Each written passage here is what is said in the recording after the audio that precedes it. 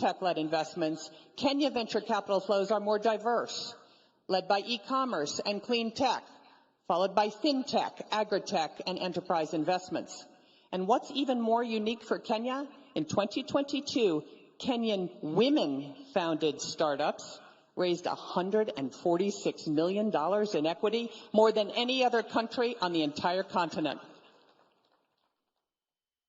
As I said, more than 90% of Kenya's on-grid electricity is currently generated from renewable sources, primarily geothermal, wind, and solar. A great example is Kapeto in Kajiado County. It's the second largest wind farm in Kenya, proudly supported by the U.S. International Development Finance Corp. And Power Africa. And it is phenomenal that Kenya has committed to reaching 100% renewable energy by 2030 and is already close to achieving that goal. From a workforce perspective, Kenya is English-speaking, has high literacy rates, and strong primary, secondary, and tertiary education systems. And every firm that I have spoken to about the quality of Kenyan workforce says this: the Kenyan workforce is their best workforce in the world. As I mentioned, in 2022, the United States became Kenya's largest export market, edging ahead of neighboring Uganda. In total, Kenya exported $890 million in goods to the United States last year, and in addition, the United States exported around $600 million in goods to Kenya. So $1.5 billion in total U.S.-Kenya trade. It's fairly balanced, and it's expected to increase as the United States and Kenya negotiate a first-of-its-kind bilateral trade agreement that we hope will be done by the end of this year. And we hope this agreement will be a model for the rest of the continent once signed. So now you know why I am so enthusiastic about the Kenyan prospects and the Kenyan investment climate. But when I talk to American investors, they have some questions, and there are room for improvement. The RUTO administration has made great strides and is committed to building a business-friendly environment. But if it is to accomplish the goal, the government's going to have to address a few issues. And the first is taxes. Kenya must have a consistent, transparent, and fairly administered national tax policy to attract and retain foreign direct investment and accelerate economic development. The tax rates don't need to be the lowest. They need to be the most consistent.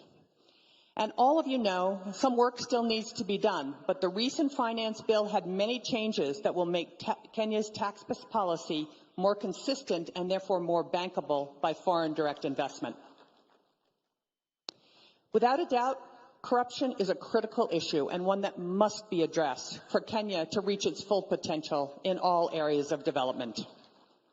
Everyone knows corruption leads to misuse of public resources, slows economic growth and job creation, and damages the investment climate, as well as undermining equal participation in the prosperity of this country. However, while corruption does remain a challenge in Kenya, as in other developing markets, third-party measures of corruption indicate positive trends and some progress in recent years. According to the United States Millennium Challenge Corporation's country scorecard for 2023, Kenya's score for control of corruption was 0.28, representing its third passing score in a row and its highest score to date. But to put this number in perspective, Kenya's 0.28 was superior to India's 0.18 and Vietnam's 0.19. And what I can tell you is Americans don't give it a second thought to invest in India. In addition, President Ruto has cracked down on corruption, calling out government agencies that engage in unscrupulous practices and firing government officials involved. Now, I also get a lot of questions about Kenya's debt. Kenya, like many developing countries, is burdened with high debt, limiting its ability to fund public services and infrastructure in line with its ambitions. According to the IMF, Kenya's debt to GDP ratio is 69%, but this number is not an outlier amongst regional averages. For comparison, Malaysia's debt to GDP stood at 69% in 2021, while India's ratio was 83% in 2022. Another area I get a ton of questions on is cargo clearance. Now, despite improving logistics, the delivered cost of a container to Kenya remains significantly higher than the container shipments landing in Europe or Asia. So there is room for improvement on cost, but here's a great fact. Back in 2010, it took over 11 days to clear a container at the port of Mombasa. Today, it takes 3.5 days. And this reduction has occurred despite cargo increasing over the past 5 years from 27 million metric tons in 2016 to nearly 35 million metric tons in 2021. So this is an important thing for Americans. This is an excellent opportunity, I think, to put to rest the argument that Kenya is not a manufacturing country. True, Kenya has room to grow in this sector, but manufacturing is happening here. And let me give you a few examples of Kenya's manufacturing prowess. Gearbox in Nairobi County, a high-mix, low-flow electronics manufacturer, runs a state-of-the-art, what we call a surface mount assembly line. And in November of 2022, began manufacturing Raspberry Pi's Pico product for the African market. Gearbox's production quality, catch this, meets or exceeds that of Raspberry Pi's other production sites in Wales and Japan, producing a first-pass yield of 99.6%. Semiconductor Technologies, a U.S.-owned semiconductor manufacturing and nanotechnology company in Nyeri County, is growing rapidly and has hired more than 80 Kenyan engineers in the last 12 months. Kenya's Revital Healthcare in Kilifi County is one of the largest manufacturers of medical products in Africa, producing 48 devices and exporting to 28 countries. Isuzu has operated an East Africa assembly plant in Nairobi since 1977, selling more than 90,000 units with more than 15 models. And there is also a robust and growing e-mobility manufacturing assembly industry in Kenya. Kenya is the future for Africa's 2- and 3-wheel e-vehicles and e-buses. And lastly, when we talk about trade, we have to talk about apparel and apparel manufacturing. Last year, Kenya recorded its highest ever apparel exports to the United States, over $540 million, employing nearly 200,000 Kenyans, mostly young women. Leading U.S. apparel brands sourcing from Kenya include PVH, which includes Tommy Hilfiger and Calvin Klein, Contour, which includes Lee and Wrangler, and several more, including Walmart and Levi's. And what we hear from these brands, they want more Kenya apparel manufacturing, both because of the high quality of labor and Kenya's leadership in renewable energy. Brands are steadily moving production operations to Kenya from Sri Lanka, Bangladesh, Ethiopia, and China because of what you have to offer. And more of this is on the way. I think apparel manufacturing may be the biggest near-term employment opportunity in all of Kenya. So clearly, there is something happening here. It's abundantly clear to me, and every day I try to make abundantly clear to the international audience that Kenya is open for business. Over the past year, the Kenyan government has been implementing real measures to improve economic conditions and create a business-friendly investment climate throughout the country. Following months of deliberation and consultations with the political and the business community, President Ruto announced the following reforms at the March American Chamber of Commerce Business Summit. A consistent, fair, predictable, and enduring tax regime. Alignment of Kenya's data protection regulations with the multilateral global cross-border private rules framework. A 6-month deadline for KRA to either pay all verified tax refund claims or provide offsets. Elimination of the VAT on export services. Elimination of the domestic equity requirement for ICT companies. Removal of tax on stock-based compensation for employees of all startups.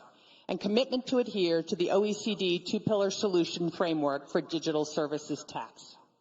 And finally, a commitment to revitalize Kenya's special economic zones to maximize their competitiveness, and more reforms are in the pipeline.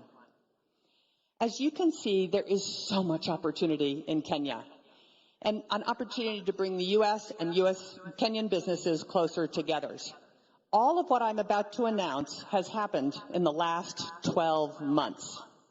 In agriculture, Del Monte, the largest private sector employee in Kenya, has invested $5.5 million in a new state-of-the-art fresh fruit packing facility in Kiambu County.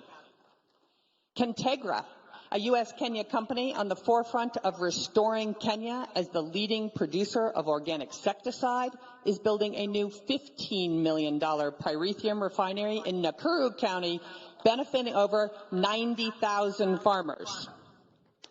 Regen Organics, an incredibly innovative company founded by young MIT graduates, they're like 27, turning waste into fertilizer, fuel, and animal feed. They will expand their farm and organic waste collection, more than doubling their production of affordable, locally produced agriculture inputs, benefiting 10,000 farmers, and they're building a new $7 million factory that will create 500 jobs in Kakamega County.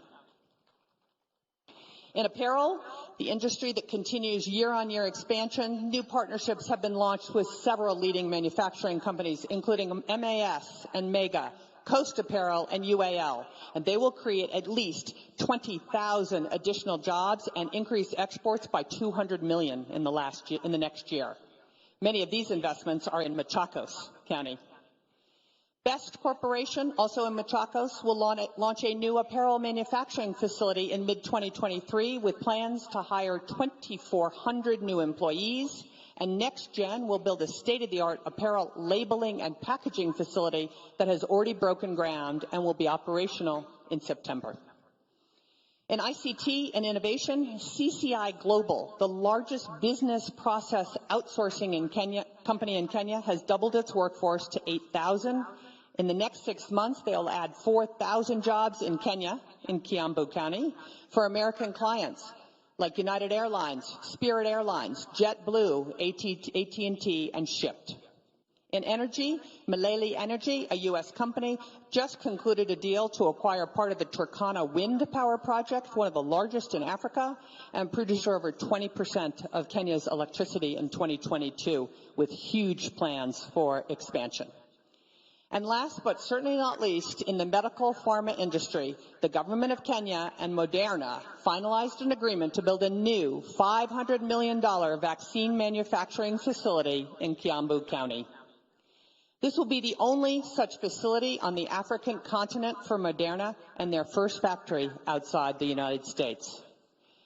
Moderna's investment should be a catalyst for the medical industry in Africa, producing over 500 million vaccines a year.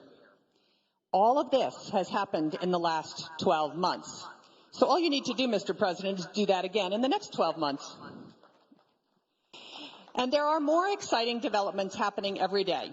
American sports associations like the NBA, the NFL, Major League Baseball, Major League Soccer, and the entertainment icon, the Grammys, are all currently looking for a home in Kenya.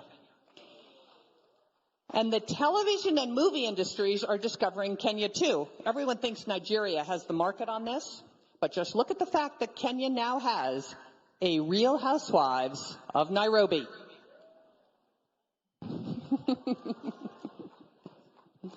So, there are many reasons why global businesses are considering or should consider Africa, and specifically Kenya and your counties, for trade and investment opportunity. This is your opportunity. What are your priorities? What is your sales pitch?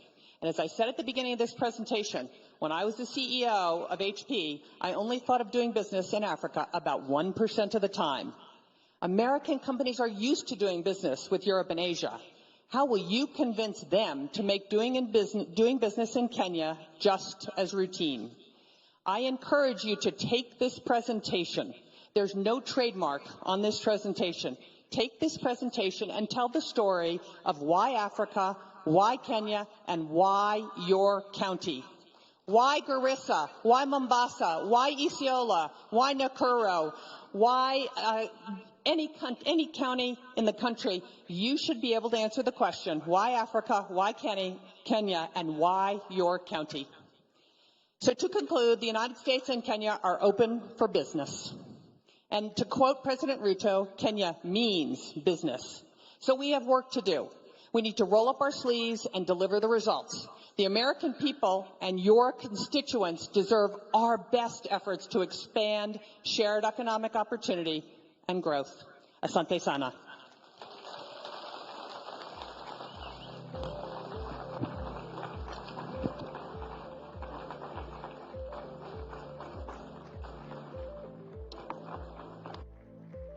You will all agree.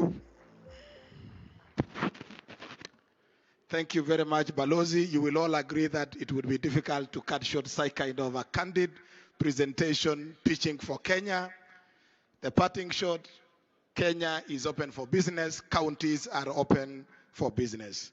Our next speaker, I hope you will make your remarks fairly moderate because we are catching up with time.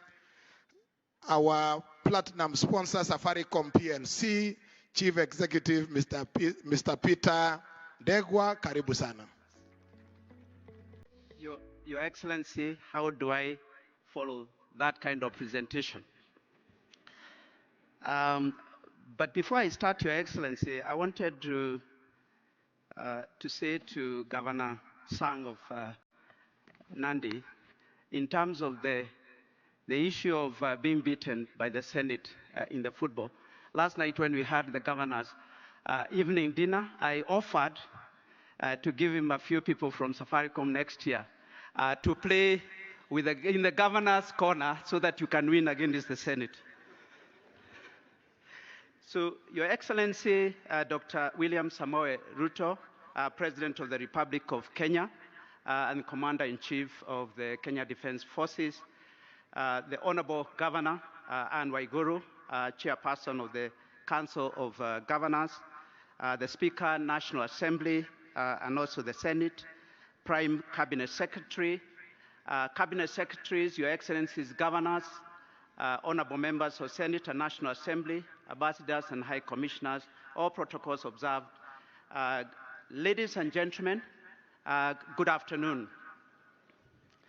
Good afternoon. It gives me great pleasure to join you at this Devolution conference as representing Safaricom, and I thank the ambassador for becoming a chief marketing officer, especially for M-Pesa. It is true that we transact about $1 billion Kenya shillings through $1 billion through the M-Pesa platform, so it is a significant part. But I'm happy to be here in the home of champions as Safaricom, which has been a major partner for devolution, but also digitization. But I'm also happy to be here as one of the platinum sponsors for this conference. This year's conference marks the 10th anniversary of devolution, a feat we should all be proud of. As Safaricom, we feel privileged to have worked with the national and county governments in the devolution journey every step of the way. We are a purpose-led, Kenyan-born company that uses transformative power of technology to enable Kenyans live better lives. It is about combining the power of innovation and technology to improve lives of people. We empower individuals, micro, small, and medium, and large businesses, as well as the government, both at the national and also county level, by connecting people to people, people to opportunities, and people to information. Your Excellency, ladies and gentlemen, our DNA is Kenyan.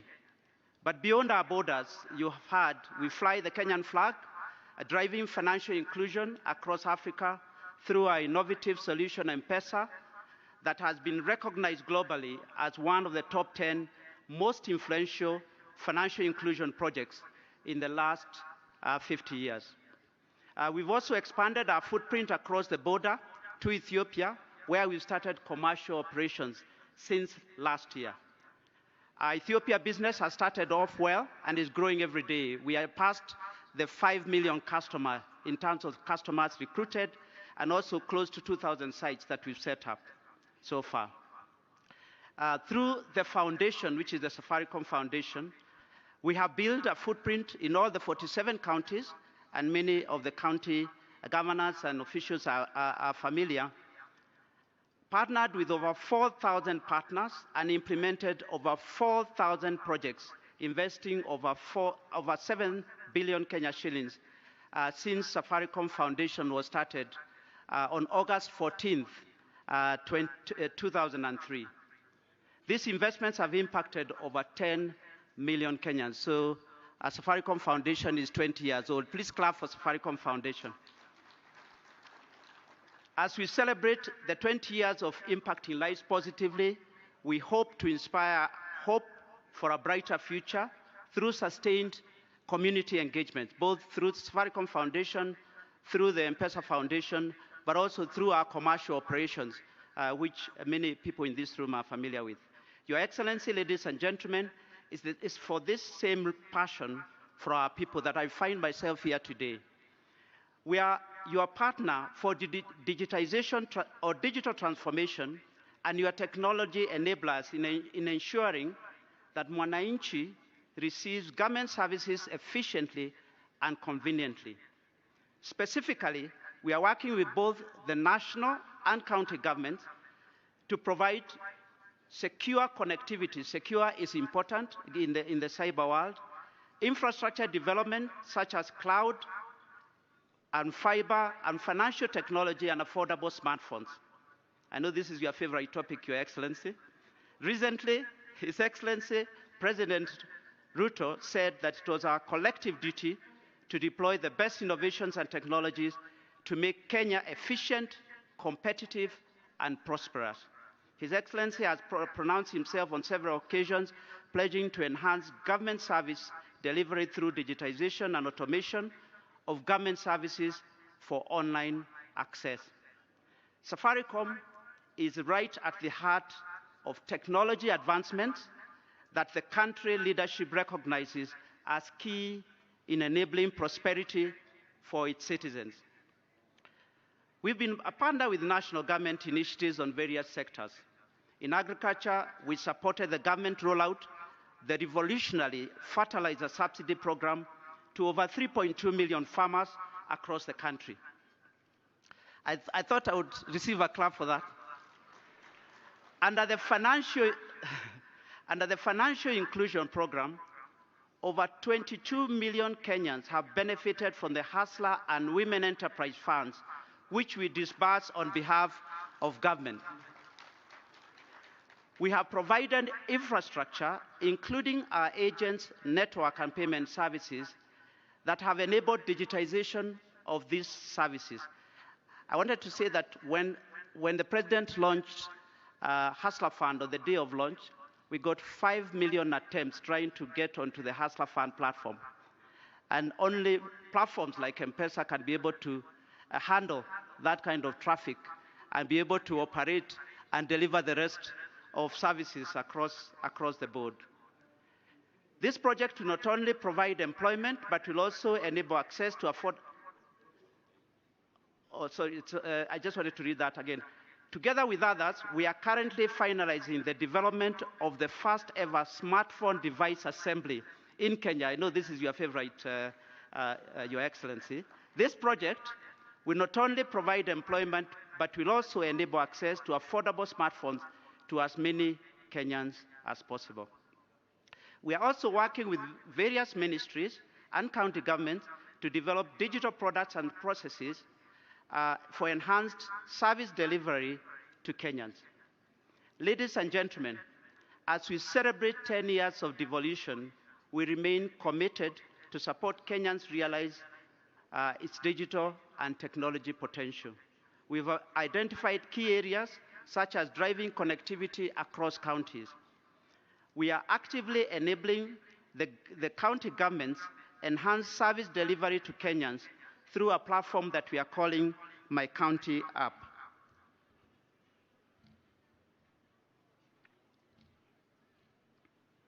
You can clap. I was trying to look for some notes. So in our engagement, I wanted to explain to you, Your Excellency, that in our engagement with the county government, we have identified one challenge we would like to address in partnership with the counties. By nature of their wide portfolio of services they offer to citizens, there are multiple technologies being adopted by multiple suppliers or providers. Hence, we are implementing a user experience initiatives that we are dubbing My County App that will allow counties to connect multiple services and multiple technologies and deliver a seamless user experience. With My County App, we can easily scale adoption of county digital services by citizens without having to launch multiple user channels. My County App is interoperable to many other government digitization programs. And there are 14 counties that have already been onboarded on My County App. We are also working with the national and county government to develop solutions in sectors such as water, healthcare, and agriculture. Last evening, we presented to governors the My County App, a technology solution that empowers citizens to seamlessly access county government services and engage county leadership, whilst at the same time enabling counties to grow their revenue through digitization of services. My County App was launched in Makueni earlier this year, and I'm told by Governor Kilonzo that it is making a big impact. It is an app where counties can collect and deliver services without having to launch several apps for different counties or different services.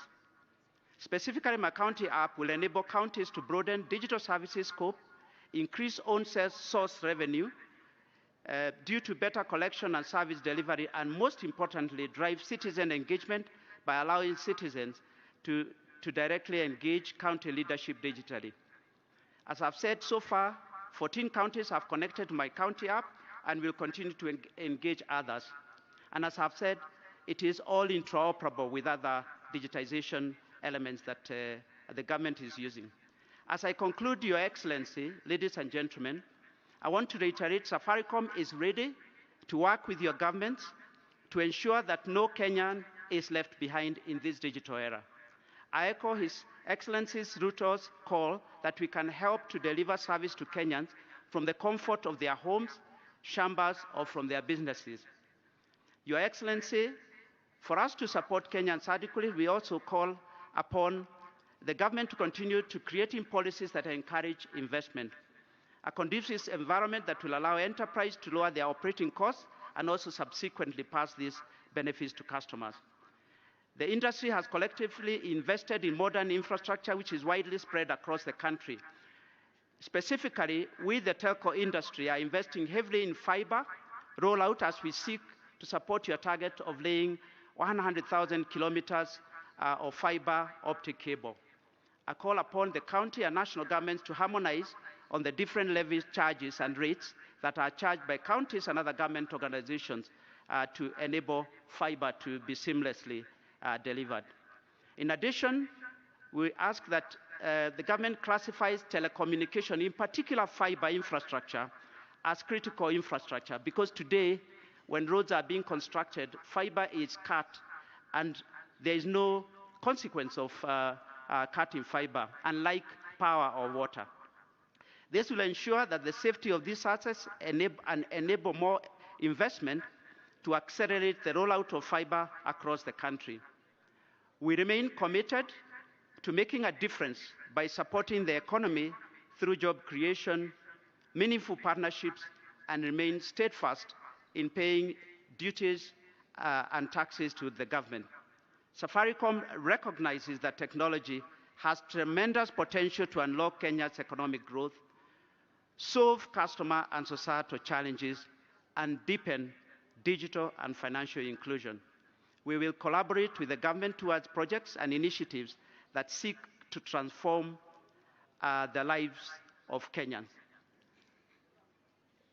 With these remarks, I thank you and I wish you all a very successful 2023 Devolution Conference.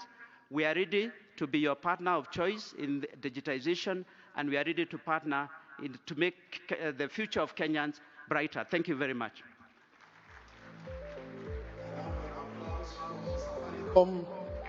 Thank you so much. The next two speakers, AMREV Health Africa, Daktari Githinji Gitai, karibu sana. And I also invite on stage KCB Group CEO, Anna Paul Russo, come over on stage. Karibu sana. Excellency, President William Ruto and all the dignitaries here, we are the flying doctors, so I'll try and shorten my speech because I know that you are pressed for time. I'll try and keep it very, very brief. And the first thing I want to say is that today I made great effort to dress like yourself because I've been watching you very closely. But my tailor did not do a good job as yours. So I think my suggestion is maybe next time you're seeing your tailor, you call me, we go together. My number is 0737. I'll read it for you. I just want to highlight a few things, Your Excellency. The first thing I want to say is that I want to thank your government for hosting AMREF for 66 years. AMREF is an international NGO which was founded in Kenya but has spread to 35 countries in Africa, spending about $250 million every year on healthcare. In Kenya, we spend about $60 million on healthcare, and your partnership and your patronage in your presidency is greatly appreciated. We, of course, started off as flying doctors, and that flying doctors was necessitated by absence of specialists out in the counties, by poor infrastructure. But now our flying doctors service is no longer transporting doctors to the counties because your government's efforts and the county government's efforts has made sure that specialists are now available across the country in the remotest places, working very closely with the Ministry of Health. And the road infrastructure is good. We no longer have to transport a doctor by air. We can actually drive them to where they need to be. Now we are using the AMREF flying doctors, Your Excellency, in doing referral, emergency medical referral for the police, for individuals from poor communities, transporting them for higher care where they are needed. But secondly, and most importantly, we are also, as AMREF flying doctors, transporting patients into Kenyan hospitals, enabling medical tourism into this country. Every year we bring close to 500 patients into Kenyan hospitals. The next thing I want to talk about is that we have, over the longest time, worked with all 47 counties. Our focus has been to build primary health care, and now with your agenda of primary health care networks, working with the Ministry of Health, we're enabling about 22 counties to achieve their primary health care network. We are working with the Ministry of Health to enable registration of over 100,000 community health promoters, and we continue to support your agenda to achieve this. In doing so, we are establishing Kenya's largest primary healthcare university. AMREF is spending $50 million, Your Excellency, between this year and next year to build the largest primary healthcare hospital, training nurses, university nurses, community health extension workers, midwives, physiotherapists, and we'll be coming to you at the launch, and we'll be coming to you also for the charter. Right now, we have over 3,000 students in our university environment. Finally, we know that our countries are operating at little fiscal space. The ambassador made it very clear the debt crisis is squeezing the fiscal space further. Efficiency and prioritization is critical. So we continue to work with your government, with the counties, to ensure that facilities are able to be capacitated to run their own facility improvement funds, because that's the best place where prioritization happens. If in this country we have 50,000 schools, Excellency, and each of them runs an account with a board of management. We have many of us been members of board of management, but we are not able to allow the same in the health facilities. It is possible that all health facilities can have accounts, can run facility improvement funds, and they're able to prioritize the needs of their catchment day by day without being encumbered by huge challenges in terms of accessing funds for day to day. Your Excellency, thank you very much. I would like to conclude there. Thank the county government, the chair of the council, COG, for supporting the continuous work we are doing, the host governor, and our development partners who enable all the work we do with your government. I thank you most sincerely. God bless Kenya. God bless you. And I look forward to that call to visit your tailor. Thank you very much, Excellency. Thank you. Thank you very much, Dr. Gitai, on behalf of AMRES Health Africa. Bwana Paul Russo, on behalf of KCB. Karibu sana. Your Excellency, Dr. William Samoei Ruto, the President of the Republic of Kenya, and as guided by my friend, Governor Sang, I'll use all protocols observed to try and save a few minutes, Your Excellency. What do I say about KCB that has been there for 126 years? Benki yako, inchi yako must be one of those that ring when we talk about KCB. Your Excellency, you've been one of the strongest partners for KCB, and we truly thank you. But I can also confirm that the governors in this room will know the support and how KCB has come through to them. A number of areas that I just want to mention, and when I speak about KCB in Kenya, I speak about National Bank as well. You know, there's been a quick support when national government has not disbursed. So sometimes, Your Excellency, we can act as the fuliza for a number of entities and support in that front. But most importantly, the work we've done with governors around MSMEs, the work we've done around the agenda of the MITI. Your Excellency, I think it's very important for me to point out that KCB at the forefront through to Jiajiri program to deliver youth empowerment. And I'm glad that this Friday, Your Excellency, you've agreed to come in to officiate the graduation of 5,000 of our people. We will continue to work with the various ministries and work with county government to deliver transformational partnership. I think, Your Excellency, and thank you to the government owning 30% of KCB, we are not short of capital to support business. I think our single obligor limit is 23 billion. You can imagine what you can do with that allocation. Finally, Your Excellency, in September, we are leading to bring venture capitalists from the US to Kenya to point on to opportunities for investments. One single thing I'll ask governors to support, particularly those who come from the area I come from, is to try and fast-track opportunities for title deeds, Your Excellency, so that those with allotment letters and running businesses can get better funding. I submit, Your Excellency, and I know I have opportunity to speak tomorrow. Thank you so much. God bless you. Thank you very much, CEO, Group CEOs of KCB. The next speaker, Your Excellency, is a friend of Kenya, a friend of the Devolution family, the outgoing ambassador, Denmark's ambassador to Kenya, and the chair of the Devolution Donor Working Group, Ambassador Ole Thonke. Karibu sana.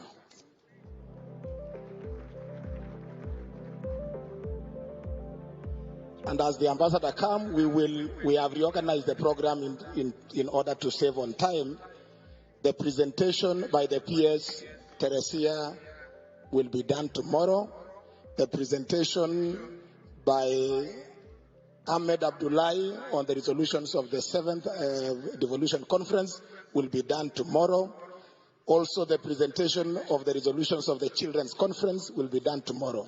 So those 3 items are off the program for now. Karibu Balozi. Thank you so much. Your Excellency, Presidents, all protocols observed. I looked at the list of speakers, and now I understand it's shortened a little bit, but then it reminded me of my favorite band making music here in Kenya, Sauti Sol, and one of their greatest songs is called Short and Sweet. I will try to do that today. Listening to my American colleague and her presentation, I also thought of changing the title of my presentation today.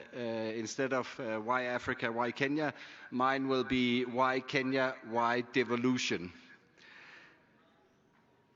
First of all, it's a great honor for me to speak on behalf of development partners. I've learned from the host governor, Jonathan B., that this is the county of champions. But if I was to name a country of champions in terms of devolution, that would be Kenya. You have in 10 years built up a huge devolved administration from scratch, which is for me really a remarkable achievement. And what I have witnessed working with Devolution right from the beginning is that very, very soon there was this spirit of family in terms of devolution. Everybody came together, worked together despite political differences, finding solutions and really trying to move forward services to the people in the different counties. Furthermore, I also noted when I was present at the elections in 2012, a lot of politicians, they wanted to become senators. They thought that was the thing at that time, whereas not as many were that interested in becoming a governor. That is very different today. Not that senators are not important, but I think the interest and the competition to become a governor nowadays, for me, really is a signal of how devolution has transformed also politically Kenya. Also, speaking to a lot of voters going into the elections last year, a lot of them, they said, yeah, we are not sure what we will vote for at national level and for our National Assembly, but for my MCA and my governor, that is so important for me. So for me, that's part of the story of the success of devolution in Kenya, bringing the resources and the decisions closer to the people that are affected by that. And we have seen amazing results, I believe. We have seen much more equal development all over Kenya. We have seen citizens' participation, which is crucial. We have seen huge investments in the health sector, in water, agriculture, roads, etc.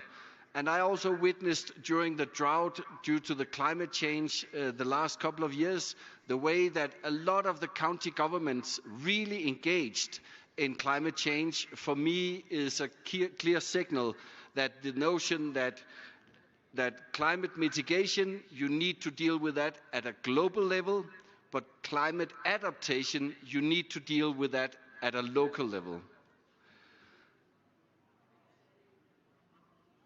So for me, devolution in Kenya has really been a game changer.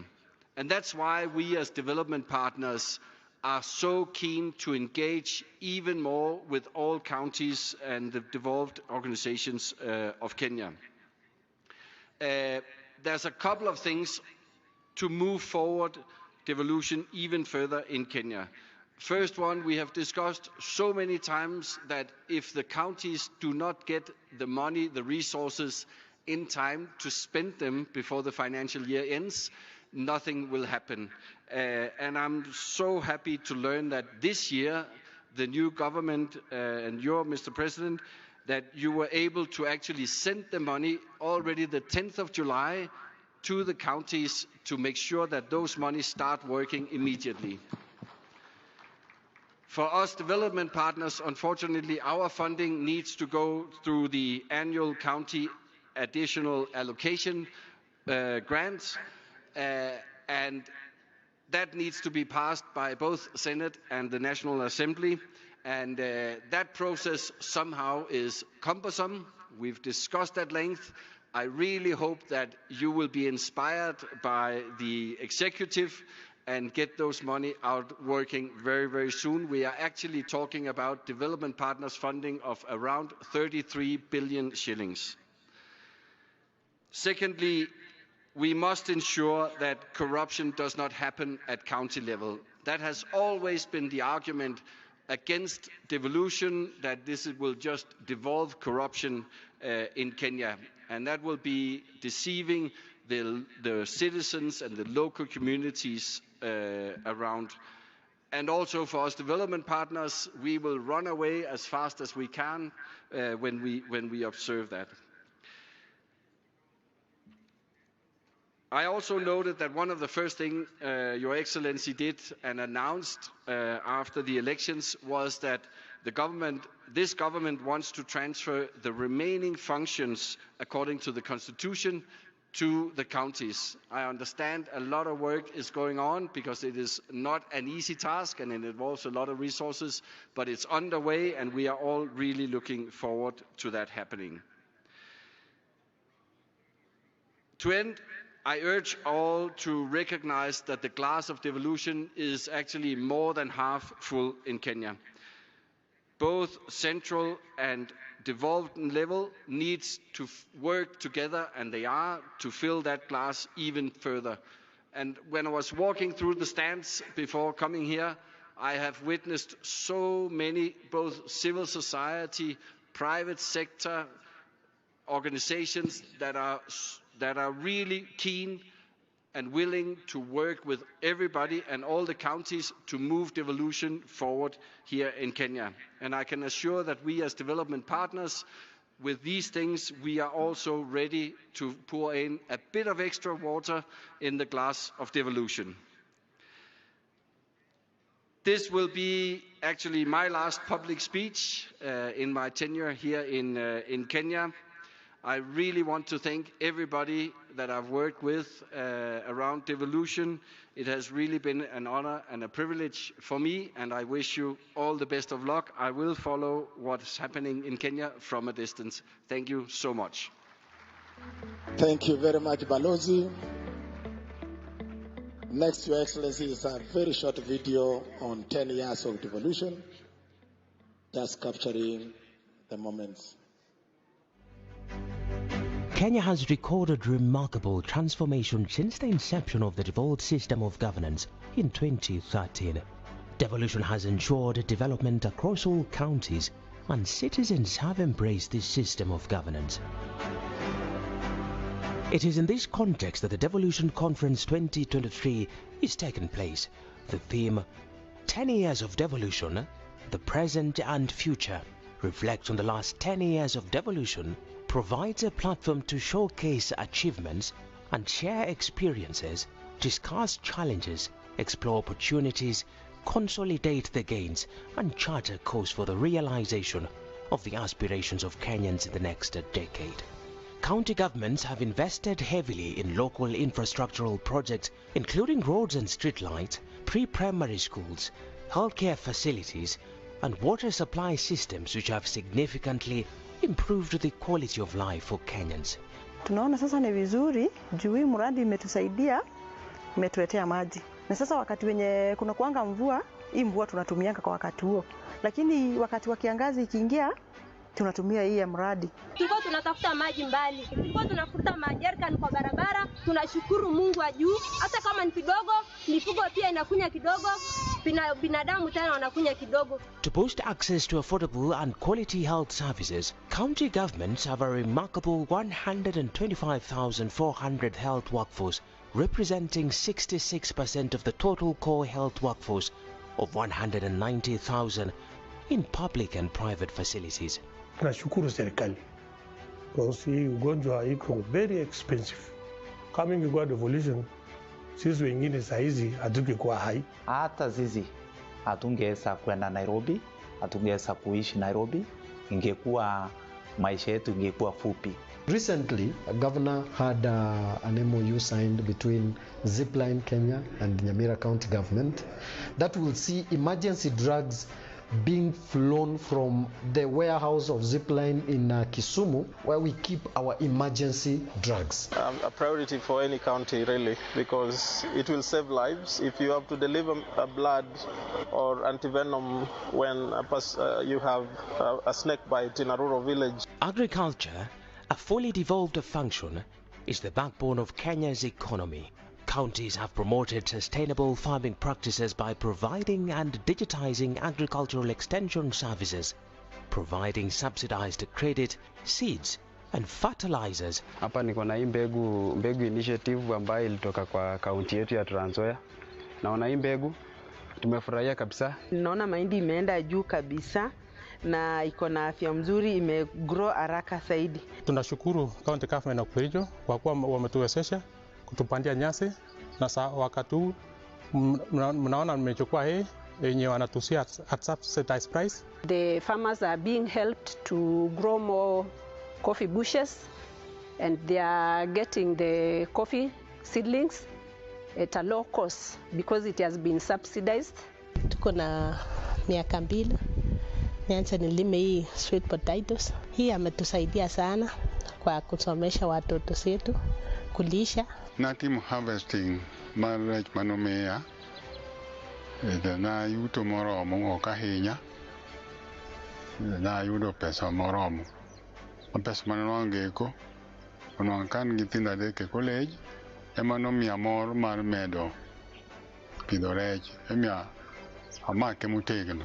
The livestock sector has recorded tremendous growth over the last 10 years.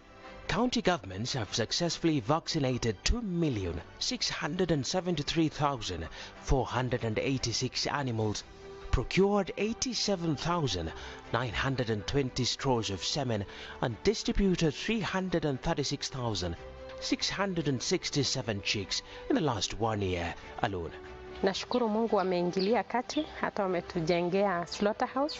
Kwa hivyo sasa tutakuwa tunapata mahali pa kuuza, pa kupeleka kuku zetu. The construction of markets and trading spaces and expansion and renovation of existing ones have all been achieved under devolution. Before tulikuwa tunafanya biashara yetu katika open air market yenye tulikuwa tunanyeshewa, vitu zetu zilikuwa zinaoza, mboga nazo zilikuwa zinachomwa na jua sana, lakini wakati wa devolution ilipokuja tumejengewa, tuko na kabro, tumetoka kwa matope, enyewe hata hatunyeshewi. In education, county governments have given a new lease of life to early childhood development planning and vocational training centers. The ECD centers are now fully integrated into the basic education ecosystem, with over 40,000 teachers employed by the county governments, something that was only a dream 10 years ago. Nilikuwa napata 2,000 na si kwa jumla, nilikuwa napatiwa kama 200 leo, 100, lakini tangu our excellence aingie kwa kiti, sisi walimu wa ECD tumepata mshahara ambao unastahili. To further improve access to ECD services and the overall health of the learners, county governments have invested in school feeding programs to ensure that learners get at least a meal a day. The vocational training centers are growing in stature, empowering the youth with technical skills to prepare them for the job market and promote entrepreneurship. When I come here, I don't know anything, but I have fun. In weekends, I go outside and search for a customer who will be installed electrical. County governments have facilitated the development of county and urban spatial plans and established over 100 urban governance and management institutions, including cities, municipalities and towns, which play a major role in the actualization of the affordable housing agenda. This job here has employed a lot of people because of the devolution. If it was not a matter of devolution, we couldn't have this project here. The tourism sector is a major domestic and foreign exchange earner. County governments have invested heavily towards the development of tourism products and in maintaining and renovating tourism and natural attraction sites to retain Kenya as a competitive tourist destination.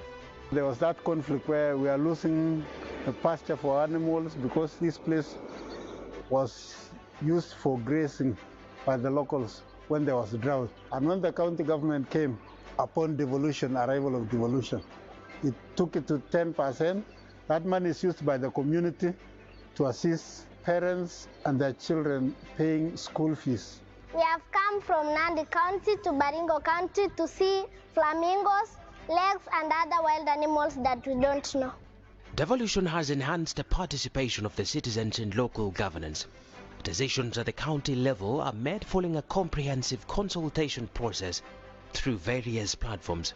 The county assemblies continue to play critical roles of representation, legislation, and oversight of the decisions made and programs run in the counties. The Senate, on the other hand, has the duty to protect the interest of the county governments at the national level through legislation and passage of laws that are critical for county operations. There is a robust engagement between the Council of Governors and the Senate, and the collegiality between the two institutions can only grow stronger. The Presidency has renewed the desire to grow the devolved system of governance.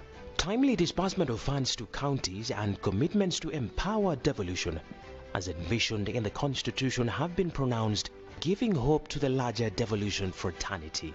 Mimi niliahidi ya kwamba we support devolution because we know what devolution can do. 10 years of devolution has placed Kenya in a trajectory of holistic growth. This conference brings us together as a country to reflect on the 10 years and embrace more strategies that will meet the aspirations of the citizenry, offering them more optimism of a great Kenya under devolved units. Ladies and gentlemen, welcome to the Devolution Conference 2023. A round of applause. 10 years of devolution. Next, Your Excellency, remarks by the National Assembly Speaker, remarks being made on his behalf by the Deputy Speaker, Honorable Gladys Bosch-Sholei. Karibu sana.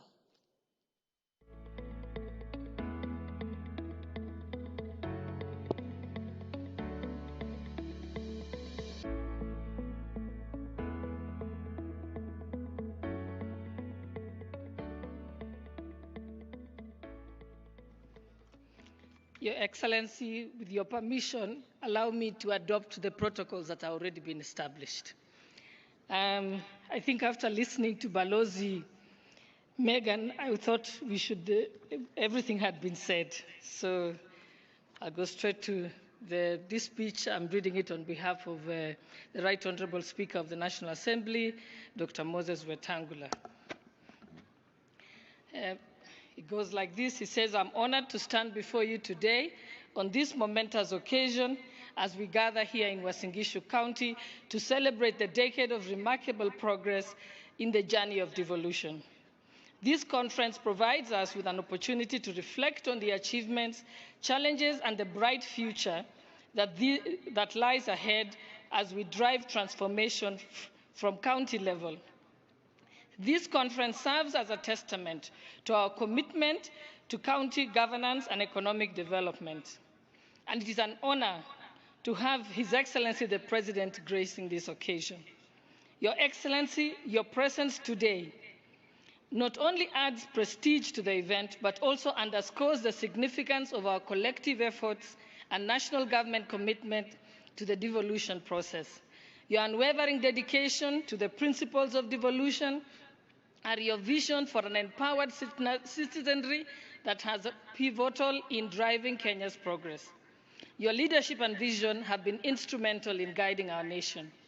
Distinguished guests, ladies and gentlemen, under the theme 10 years of devolution, the present and the future, we celebrate the strides that we have made in empowering counties to become centers of economic development. We celebrate the success achieved and the potential that lies ahead. The concept of devolution has led to numerous positive changes that have positively impacted the lives of citizens. We have witnessed the improved healthcare services, better infrastructure, enhanced education, and increased citizen participation in the governance of others. As we gather here today, one of the most notable patterns within the intricate design is the close and symbiotic collaboration between our county governments and the esteemed National Assembly. Your Excellency, our shared vision of cooperation has enabled us to work hand in hand to address the needs of our citizens. The National Assembly, Your Excellency, will continue to assist the county governments in their daily operations by passing legislation that enables effective delivery and equitable distribution of resources. As we navigate the path of devolution, it is worth acknowledging the intricate interplay between the two tiers of government. Much like the symphony, where an instrument contributes to the harmony as a whole, the collaboration between county governments and the National Assembly has been created and is harmonious. Your Excellency, the National Assembly is committed to deal with the healthcare laws that are pending, the laws relating to the roads and infrastructure, the laws relating to food and feed safety, and other matters of better quality education. Ladies and gentlemen, Your Excellency, allow me to reiterate the 2010 Constitution, which was a turning point in our history. It is where the county governments were born. Your Excellency, given also the trajectory, and according to the UN Women Africa report of 2022, devolution has increased the opportunities for women and other marginalized groups and has allowed them to participate and engage in county-level planning, budgeting, and implementation. This has been great opportunities. And Your Excellency, allow me to end by quoting the Nobel Peace Prize winner, the late Professor Wangari Maathai, who said, "In Kenya, women are the first victims of environmental degradation because they are the ones who have to walk for hours looking for water, to fetch firewood, and to provide food for their families. Given this, I'm confident that the woman today is now has emancipated the degradation courtesy of, the women today have been emancipated from degradation courtesy of devolution programs." And with that, we thank you and wish you fruitful deliberation, signed by Dr. Moses Wetangula, Speaker of the National Assembly. Thank you. A round of applause for the Speaker of the National Assembly. Next on stage, Your Excellency, is His Excellency Musalia Mudavadi, the Prime Cabinet Secretary, to come and make his remarks. Karibu, Your Excellency Musalia Mudavadi. Your Excellency, the President of the Republic of Kenya, distinguished governors of all our 47 counties, ambassadors, high commissioners, cabinet secretaries, principal secretaries, ladies and gentlemen. Your Excellency, I'll be very brief. One, I just want to say that indeed, as we mark 10 years of devolution, we can easily say that if the 2010 Constitution is the crown for the country, then devolution is the critical jewel in that crown.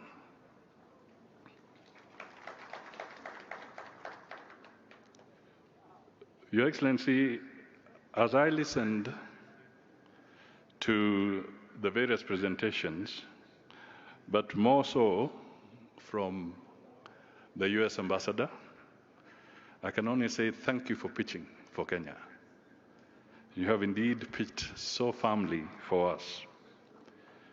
And in her conversation, a couple of things arise which could be regarded as rhetorical questions. Because the first question was, why Africa, and specifically why Kenya? And she brought it down to why your county. And she did highlight a few things that ought to be dealt with.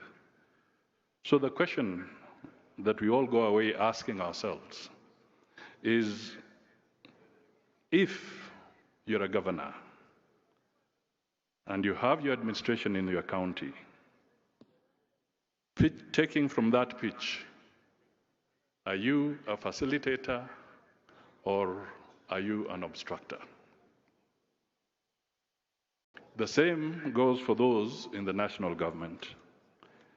If you are in a particular government department, ask yourself, are you a facilitator or an obstructor? Your Excellency, devolution has impacted our society tremendously. There are still some challenges, however. We need to focus more on the budget execution, focus on how we will tackle pending bills, continuous capacity building in our counties for better financial management, and indeed, Your Excellency, in equal measure, we must encourage the counties and support them to enhance their own source revenues. Finally, Your Excellency, because this is your day, let me just acknowledge that your being here has signaled total commitment and unwavering support for devolution. And the members of your government who are here, just to acknowledge, we have about 50% of your cabinet here. I have Rebecca Miano, if she can just stand to be acknowledged. Kipchumba Makomen, Honorable Mithika Linturi, Davis Chirchir, Simon Chelugoi, Eliud Owalo, Susan Nakumicha, Salim Vuria, Florence Bore, Ezekiel Machogu. Is there any CS I have missed? At least that's about 50% of the cabinet is present. Equally, about 50% of the PSs are here. We have Julius Bitok, Festus Ngeno, Terry Mbaika, John Oluka, Anne Wangombe, Susan Mangenyi, Kelo Hassan, John Tanui, Nixon Korir, Jonathan Mweke, Idris Hassan, Joel Amurang, Betsy Mudhoni, Hari Kimutai, Mohammed Iba, Kilemi Abubakar Hassan, and Charles Hinga. Your Excellency, taking the cue from you, they are taking devolution seriously, and anybody who doesn't, it will be at their own peril. So, ladies and gentlemen, congratulations to all the counties, and we encourage you to continue with a good effort. God bless you all. A round of applause for the Prime Cabinet Secretary. Asante sana. Next on stage is the Right Honorable Speaker of the Senate, Senator Amason Kingi, who will also recognize the members of the National Assembly and members of the Senate present. Karibu sana, Mr. Speaker.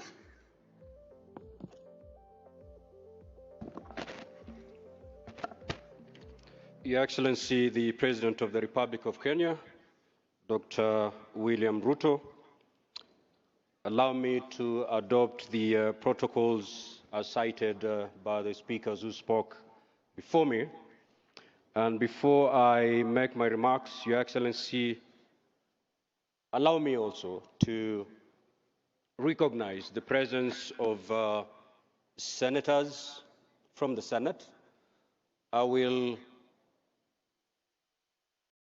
because of time, maybe I may not be able to introduce them individually, but I will ask them and request them to be upstanding so that they can be acknowledged.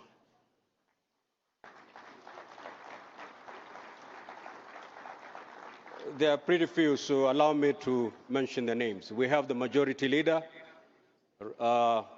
Senator Cheriot.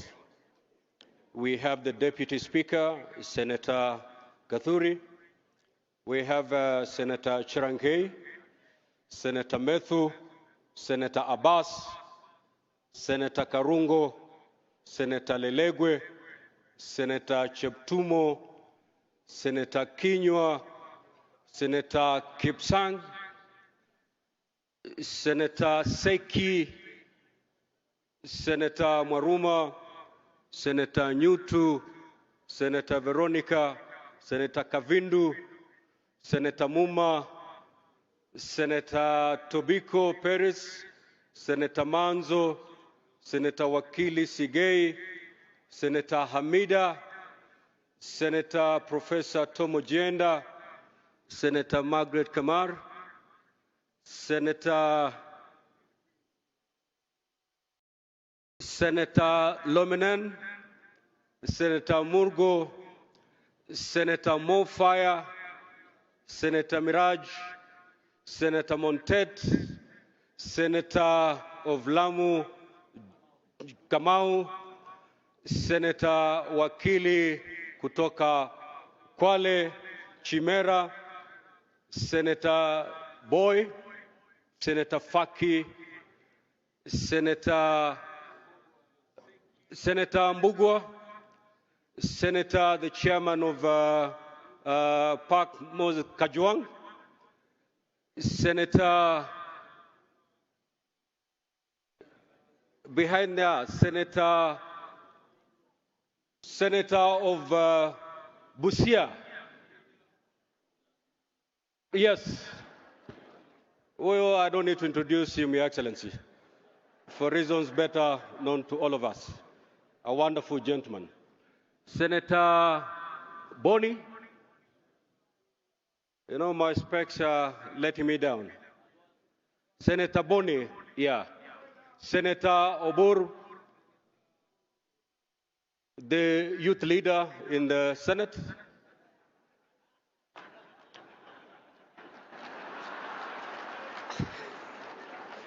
Senator Gloria, Senator Hezena, and Senator Eddie Okech.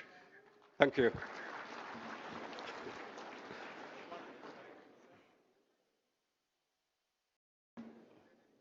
Oh, Senator Alan Chisang here. Thank you. Your Excellency, indeed it is my honor and great privilege to make my remarks at this very important occasion, the official opening of the Devolution Conference 2023. On behalf of the Senate of the Republic of Kenya, I wish to thank each and every one of you for creating time to attend this gathering. Your presence demonstrates your commitment to ensuring success of devolution in Kenya. As framed by the theme, 10 years of devolution, the present and the future, this conference is an ideal platform for stock-taking on the implementation of devolved governance in the past 10 years. Your Excellency, sir, the last 10 years have been an eventful period for this country.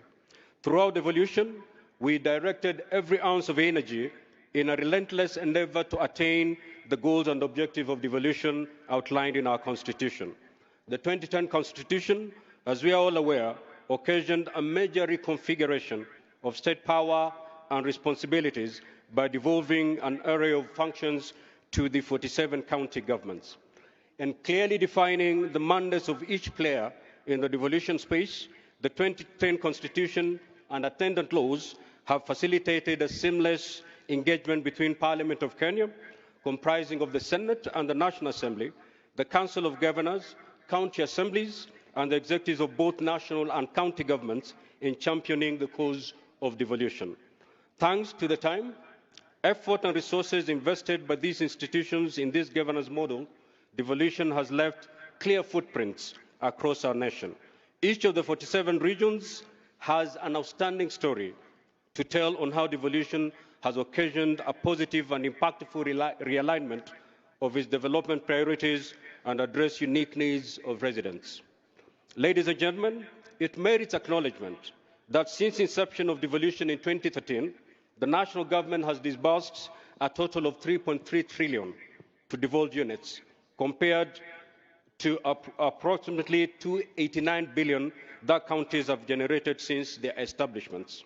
This, by all means, demonstrates significant commitment on the part of the national government to cascade resources and development to the grassroots for the benefit of Kenyans. Allow me to commend you, Your Excellency, for walking the talk in bolstering devolution. As a Senate and Parliament at large, we appreciate the priorities accorded to bills presented to you, sir, for assent, notably the Equalization Fund Appropriation Act 2023, County Allocation of Revenue Act 2023, and the County Government's Additional Allocation Conditional Grants 2023. The stated laws have a direct bearing on county financing, and their prompt enactment and assent pave the way for release of billions of shillings to devolved units for equitable service provision and development projects. An array of other proposed new legislation, nearly 40 in number, are currently being processed by the Senate. We expect that upon their enactment, the legislation will enhance capacity of counties to tap into the enormous potential that they have in form of natural resources, renewable energy sources, and considerable dynamic and versatile workforce in order to thrive and deliver. For the last 10 years, the Senate's contribution to the success of devolution cannot be gainsaid. Through its legislative mandate, the Senate has provided the legal framework upon which devolution was anchored. The Senate remains committed to undertaking responsive, expeditious, and timely processing of legislation. Your Excellency, sir, as we celebrate these great devolution milestones, we must all appreciate the critical role played by county governments, comprising the county executives and the county assemblies. Their resilience and impactful delivery of the last 10 years stand out not only as solid and irrefutable evidence that devolution is working, but also stand tall as a beacon of hope regarding the future of devolved governance. In spite of what stood out as insurmountable odds during the humble beginnings, county governments got the devolved system off the ground and elevated to its deserved pedestal in our national psyche, sustaining our hope and giving us inspiration as a people. With benefit of hindsight, localized and practical experiences, we are now better informed of what works better in devolved units and what doesn't, and what needs to be done to triumph over these emergent challenges and maintain the positive and catalytic momentum. Hurdles such as pending bills that keep accruing at alarming rates, presently estimated at nearly 160 billion, and noted grey areas in some devolved functions will certainly be confined to the dustbins in history if we maintain this trajectory. This will then accord us the much-needed space, time and resources to shift our focus to confronting other emerging threats of our society, such as climate change, unemployment among our youth, and impacts of geopolitical upheavals and economic recession, to name but a few. Ladies and gentlemen, psychologists and human development experts teach us that at 10 years, a normal human being is expected to exhibit certain discernible traits and habits which affirm that he or she is on a normal growth trajectory. They tell us that milestones at that age reflect a marked growth of independence, especially from the parents, formation of healthy relationships, ability to resist negative peer pressure, assumption of some sense of responsibility, and capacity to make better choices, among other vital traits. In my considered view, this analogy best illustrates where we are as a country on matters devolution.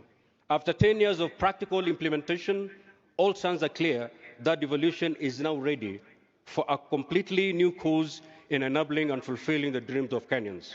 As a country, we now expect to see more assertive, accountable, transparent, and resilient devolved units that manifest some level of independence from the national government. We yearn to see counties aggressively pursue more beneficial partnerships, networks, and collaborations, adopt a keen sense of responsibility in pursuit of their goals and objectives, as well as acquire capabilities to make their operations and activities self-sustainable. To this idealism and into realism, I challenge devolved units, with the support of all other partners, to embrace new approaches and models in executing devolution.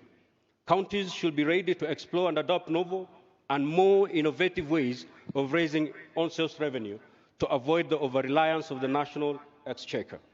Counties must also be inspired to take advantage of the regional economic blocks for shared economic opportunities and growth. To deepen accountability, which is a key ingredient of good governance, county governments must be ready to come up with more stringent measures to curb corruption and ensure county resources are used for the intended purposes and for the benefit of wananchi.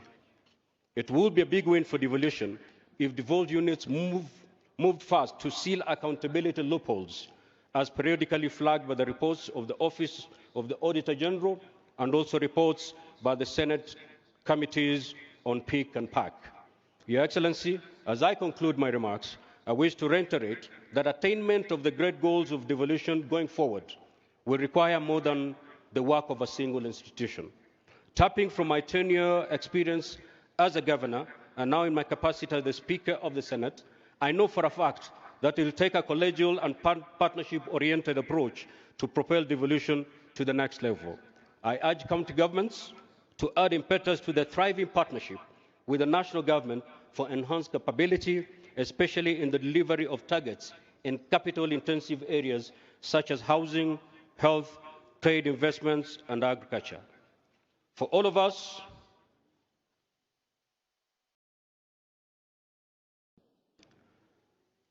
it will be a big win for devolution if devolved units move fast to seal accountability loopholes as periodically flagged by reports of the Office Auditor and the two committees, that is the Senate Committee on PIC and PAC.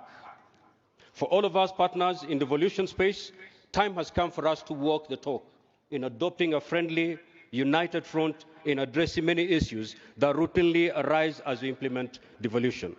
This is the spirit the Senate and the Council of Governors exemplified when they firmly resolved, going forward, at a joint inaugural high-level meeting a few months ago to work in synergy for the success of devolution. Let's harness and nurture collegiality amongst us and make the great dream of devolution work for us as a country. In the words of the American author, speaker, and pastor John Calvin Maxwell, he said, "Teamwork makes the dream work."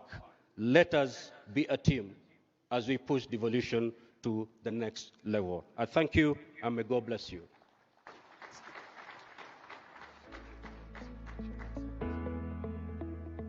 We also have the members of the National Assembly. Please be upstanding so that we acknowledge your presence. Members of the National Assembly. Those are the members of the National Assembly. I may not have your names, but we welcome you to the Devolution Conference 2023. And thank you for finding time to come to be with us. Thank you. Asante sana, Mr. Speaker, sir. Finally, I want to take this opportunity to invite the Chair of the Council of Governors and the Governor for Kirinyaga County to come and make the remarks and introduce or recognize all the other invited delegates and guests. Karibu sana, Madam Governor.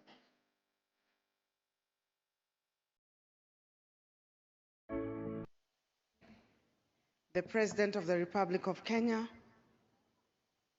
Dr. William Samoei Ruto, borrowing from those who've gone ahead of me, Excellency Governors, allow me to say all protocols observed in the interest of time. Good afternoon. I have been requested before I speak to recognize all the other invited guests and participants who are here. So I will request that you just be upstanding for recognition, and we'll recognize them by giving them a good hand clap. We'll request all our development partners and all the staff from development organizations to kindly stand up for recognition. Kindly give them a round of applause.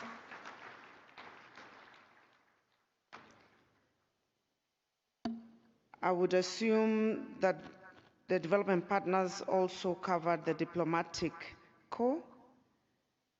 If there are any ambassadors, representatives of governments who are here who did not stand with development partners, you may be upstanding. Representatives from constitutional commissions and independent office holders, kindly be upstanding for recognition. Let's give them a round of applause.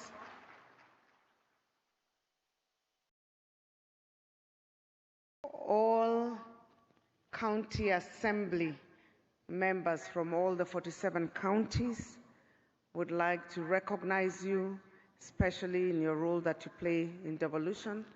Kindly, you may be upstanding. Wow. Let's give them a better round of applause. They're almost half of the room. Karibuni sana. All the speakers of county assemblies who are here, kindly be upstanding.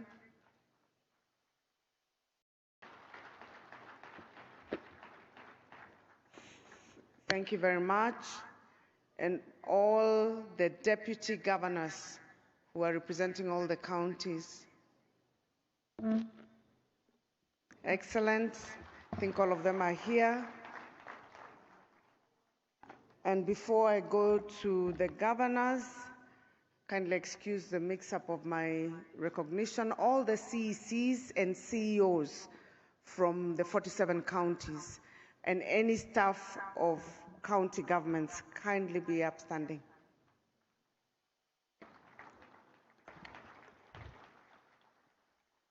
Excellent. That's a very good number. We appreciate you. And finally, I would like to recognize my colleagues who are here. We are the hosts of the conference. I will ask them to be upstanding, and I'll try as much as possible without my specs to see who's there.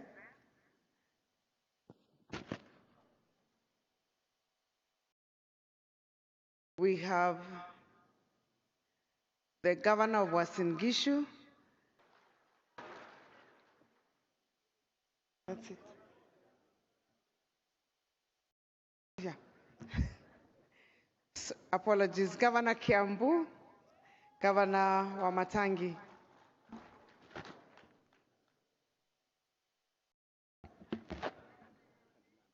And of course, Chief Whip, Governor Nandi, Governor Stephen Sang.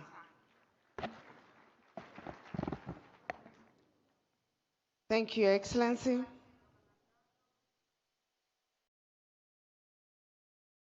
Let's give Governor Nandi a hand clap for steering the session very well. Distinguished ladies and gentlemen, Your Excellency, on behalf of the Council of Governors, I take this opportunity to welcome you to the 8th Devolution Conference, which is the first biannual Devolution Conference. And before I go forward, Your Excellency, as a good student of the Bible, I have to start properly with thanksgiving.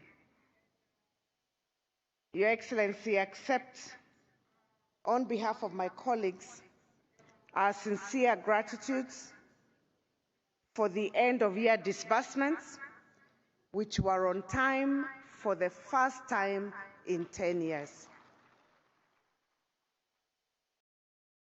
Your Excellency, also, for the first time in 10 years, we got our July disbursements for this financial year that we've started 2023-2024 on time. Thank you very much. I will tell you, many of us and many of our colleagues have told you, we were quite pleasantly surprised, and we're looking forward to that trend going forward. Your Excellency, I know we started off in a little bit of a rough footing because of the disbursements, and there was a time we, as governors, even threatened to shut down counties. Your Excellency, at the time, we had been reminded of a proverb that says, because all lizards lie on their tummies, you can never know which one has a stomachache. So if you don't shout, you'll assume all lizards are the same. So we were trying to get your attention. But thereafter, Your Excellency, you counseled us on better lessons to follow, and you asked us to come together, come and reason together, which we have since been doing with you and with your government. And we have to say that the relationship hasn't been better. Has never been better. This has been the best, I think, last couple of months working together with the national government, and we truly thank you for the partnership and support. I would have expected a hand clap for the partnership. I'm sure all of us are relieved not to be having press conferences, press statements. And to all the other distinguished guests, karibuni. We meet again after 2 years to measure the progress made in the implementation of the devolved system of governance after its inception a decade ago. We have 3 days to candidly evaluate the hits and misses of devolution, and together we'll generate responsive and concrete policy, legislative, administrative proposals that will aim to further and strengthen devolution for the next decade. I would like to recognize the captains that led the preparation of this year's conference, the esteemed steering committee, which was co-chaired by the Vice Chair of the Council, Governor Ahmed Abdullahi,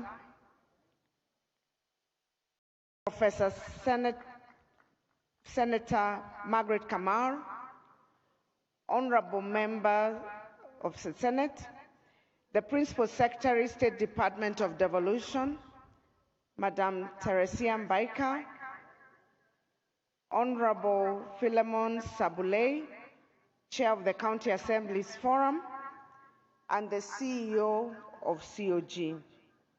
My heartfelt gratitude also goes to the Planning Committee and all other institutions represented here who selflessly committed their time and effort to plan and prepare for the conference. We appreciate you, asanteni sana. I would also like to recognize the presence of our development partners who are joining us from different parts of the world. We also say karibuni sana. Ladies and gentlemen, we gather in Eldoret this year in the context of the following. First, Kenya, like other nation states of the world, is still recovering from the devastating effects of the COVID-19 pandemic. 2020 and 2021 were difficult years for all of us. Travel and business restrictions and rampant lockdowns almost paralyzed world economies, and Kenya was no exception. However, since last year, we have proven to ourselves what a resilient people we are, and with most sectors exhibiting a strong rebound.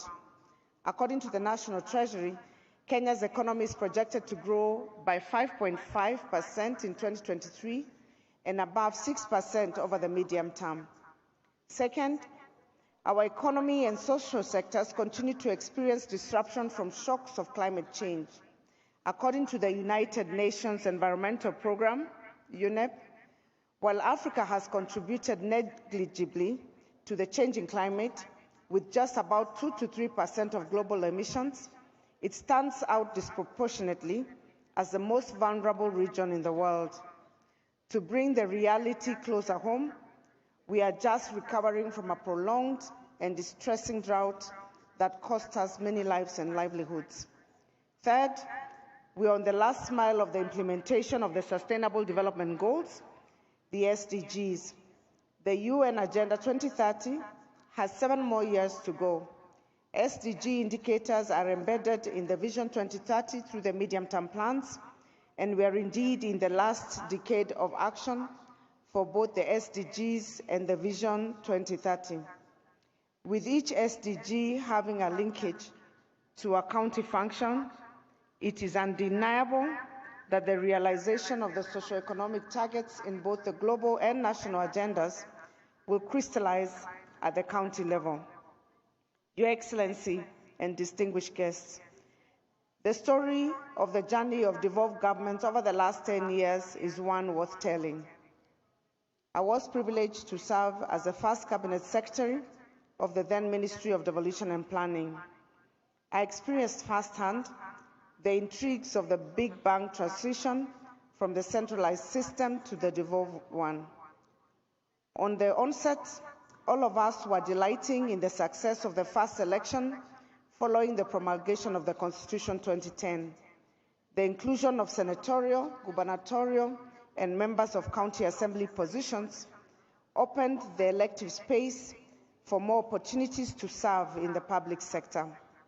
This was exciting and brought a lot of enthusiasm and joy, but it was, at the time, very short-lived. Soon thereafter, there came a conflict between the national government and the then new county government. Someone I suspect to be a learned friend must have whispered to the ears of the governors that county governments were constitutionally guaranteed at least 15% of the equitable share. Further armed with the knowledge that funds follow functions, the pioneer governors demanded for the immediate transfer of all county functions to the county governments. At the time, those of us in the national government were hesitant, owing to the fact that the county governments had not been fully established. But in hindsight, transferring critical functions to counties was a good decision, despite initial transitional challenges having been thrust into the deep end. They quickly learned to swim and stay afloat. It was unbeknown to me that a few years later, I would be on the other side, now elected as a governor, and asking for the devolution of all the remaining county functions from the national government. We have realized that this political space of ours is quite mobile and not fixed, and therefore we have agreed even with the Senate to continue working in harmony, because you don't know, those who are on this side as governors may end up as senators next time, and those who are members of parliament as governors, and vice versa.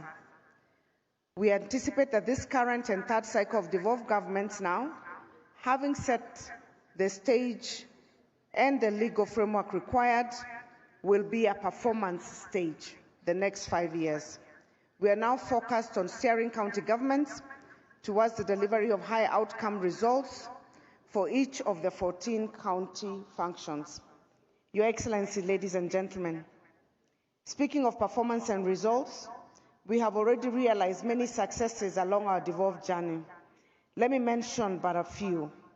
For the first time since independence, Mandera County performed its first cesarean delivery at Takaba Sub-County Hospital in 2014. In Samburu County, maternal deaths have over the last 10 years declined by over 79% since the county government constructed housing units within the health facilities for expectant mothers to move in with their families weeks before delivery. In 2013, at the time county governments were taking over the health docket, there were only 8,466 health facilities across the country. As at the time of reading the State of Devolution Address in 2022, there were 13,722 health facilities in the counties, almost double. Many counties have improved their community health outreach, improved human resource allocation and skills, as well as improved their medical facilities to level 5, such as in Kakamega and Kirinyaga, and upgrades to level 4, such as in Wajir. In the last decade, we have seen county health facilities offer specialized services such as dialysis, thereby reducing the burden on national referral hospitals. Regular training of community health workers and providing them with digital tools has enabled counties like Kisumu to save many lives through timely interventions such as the detection and management of COVID-19 cases, support to expectant mothers, and smooth transfer of those in need of specialized medical attention to hospital. We have witnessed significant county investment in agriculture sector since 2013. County governments are now allocating an average of 7.3% of their budgets to agriculture. the initiation of the 1 cow per household program in the financial year 2013-2014 by Kakamega County has translated into the following.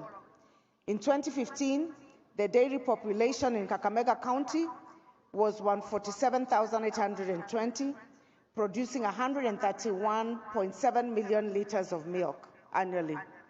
In 2022, the dairy herd has increased to 170,000 herds of cattle, resulting in a 30% increase in milk production in that county.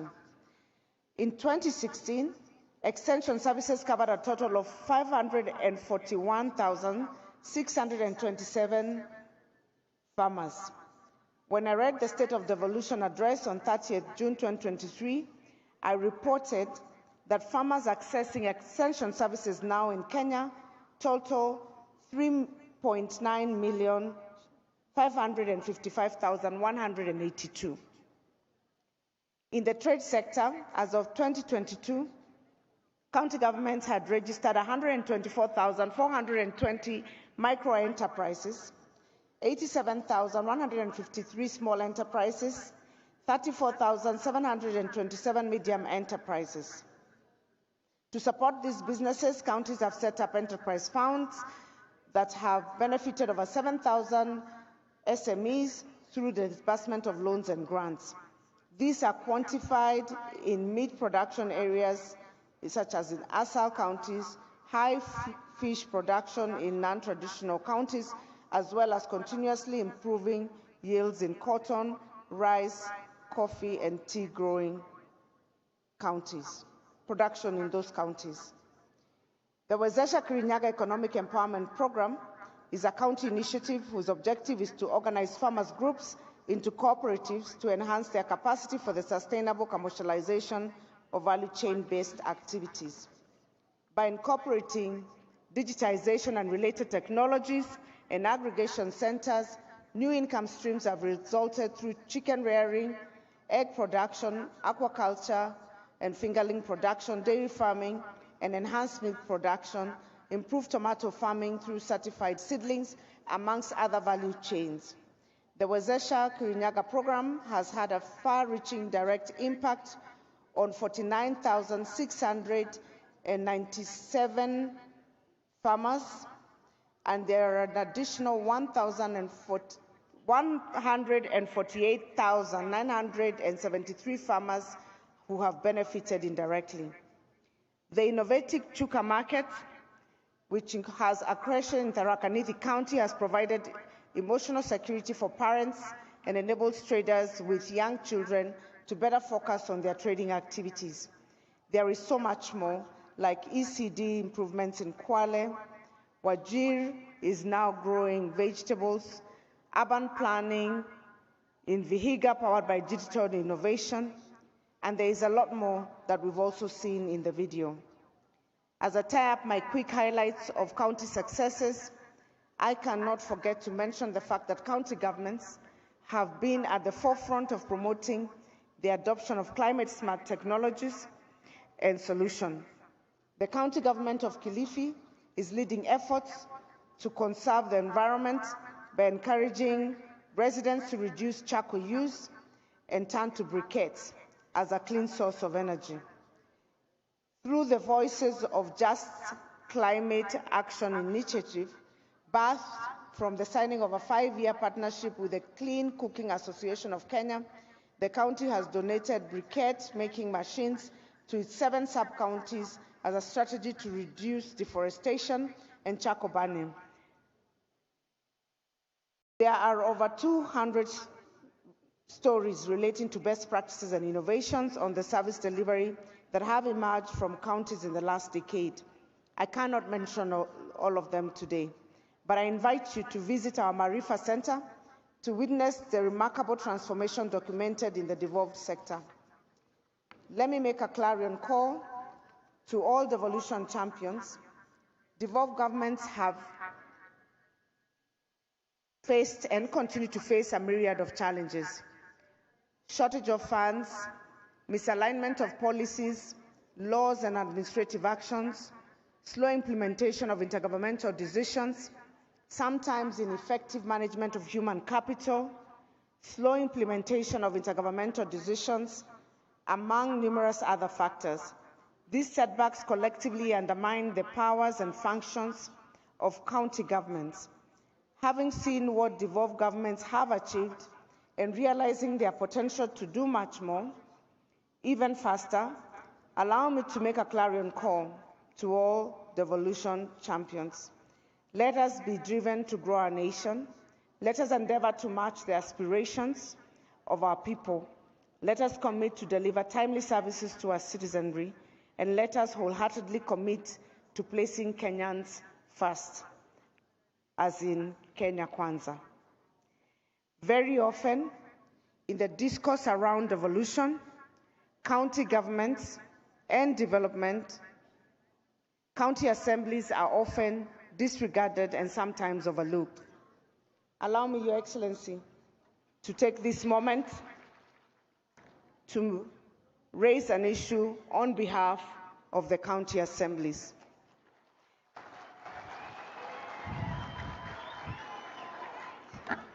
All the achievements that we have cited in devolution and much more would be unattainable without their support and indulgence. In the wisdom of hindsight and experience, we should accord county assemblies their rightful place as the load-bearing beams and the pivoting pillars in our development objectives. We achieve this by first, Your Excellency, and I know that you're very much in support of this, first accepting their full autonomy so that they can be granted separate autonomy from county governments. And it will also ease a lot of pressure on our side as governors so that we are always not push and pulling between the county assemblies and the county governments. The second thing, Your Excellency, is that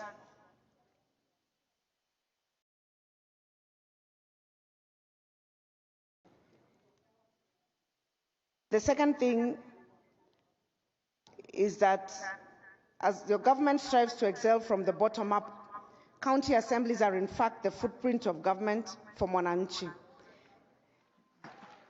Their community obligations, Your Excellency, as you well know, may not be sufficiently captured in their job descriptions. Yet their remunerations has been reduced over the year. Your Excellency, you can imagine those who are county assembly members in the previous and ran again to be re-elected, only to come and find that their terms had been reduced. I know, Your Excellency, that you're wise, you're kind, you're long-sighted, you're visionary, your resolve is all that is required. And Your Excellency, all I can say is that for the county assemblies,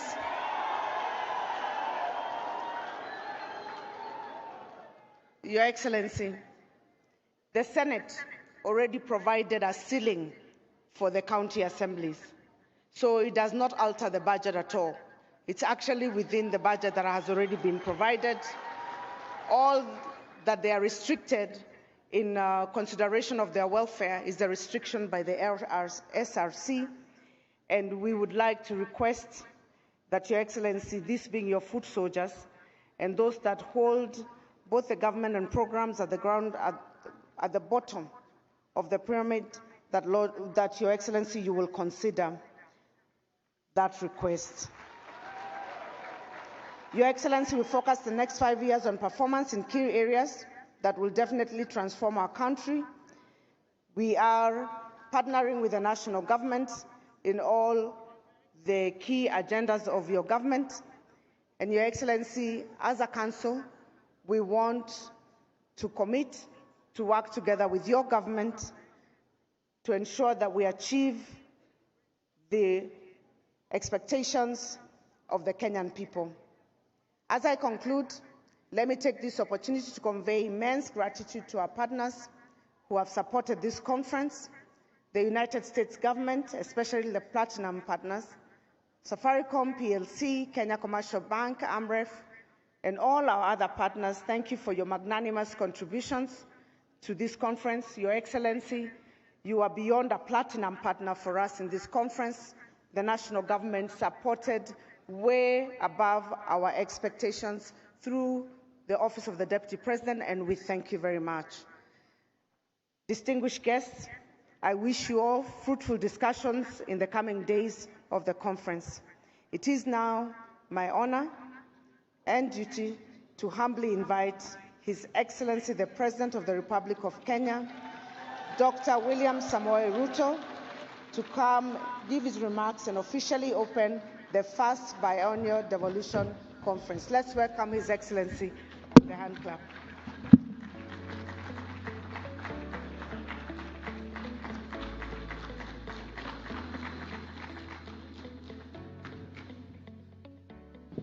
Asante sana, Madam Chair.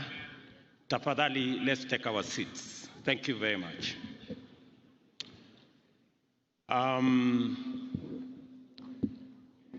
Your Excellencies, Governors, CSS present, Deputy Governors, PSS, Your Excellencies, Ambassadors and High Commissioners, our development partners, Speakers of the National Assembly and the Senate, Speakers of County Assemblies, members of the Senate, members of National Assembly, members of County Assemblies, staff of our national and county governments, ladies and gentlemen, good afternoon. Hamjambo. Let me take this opportunity to welcome all of you to my hometown.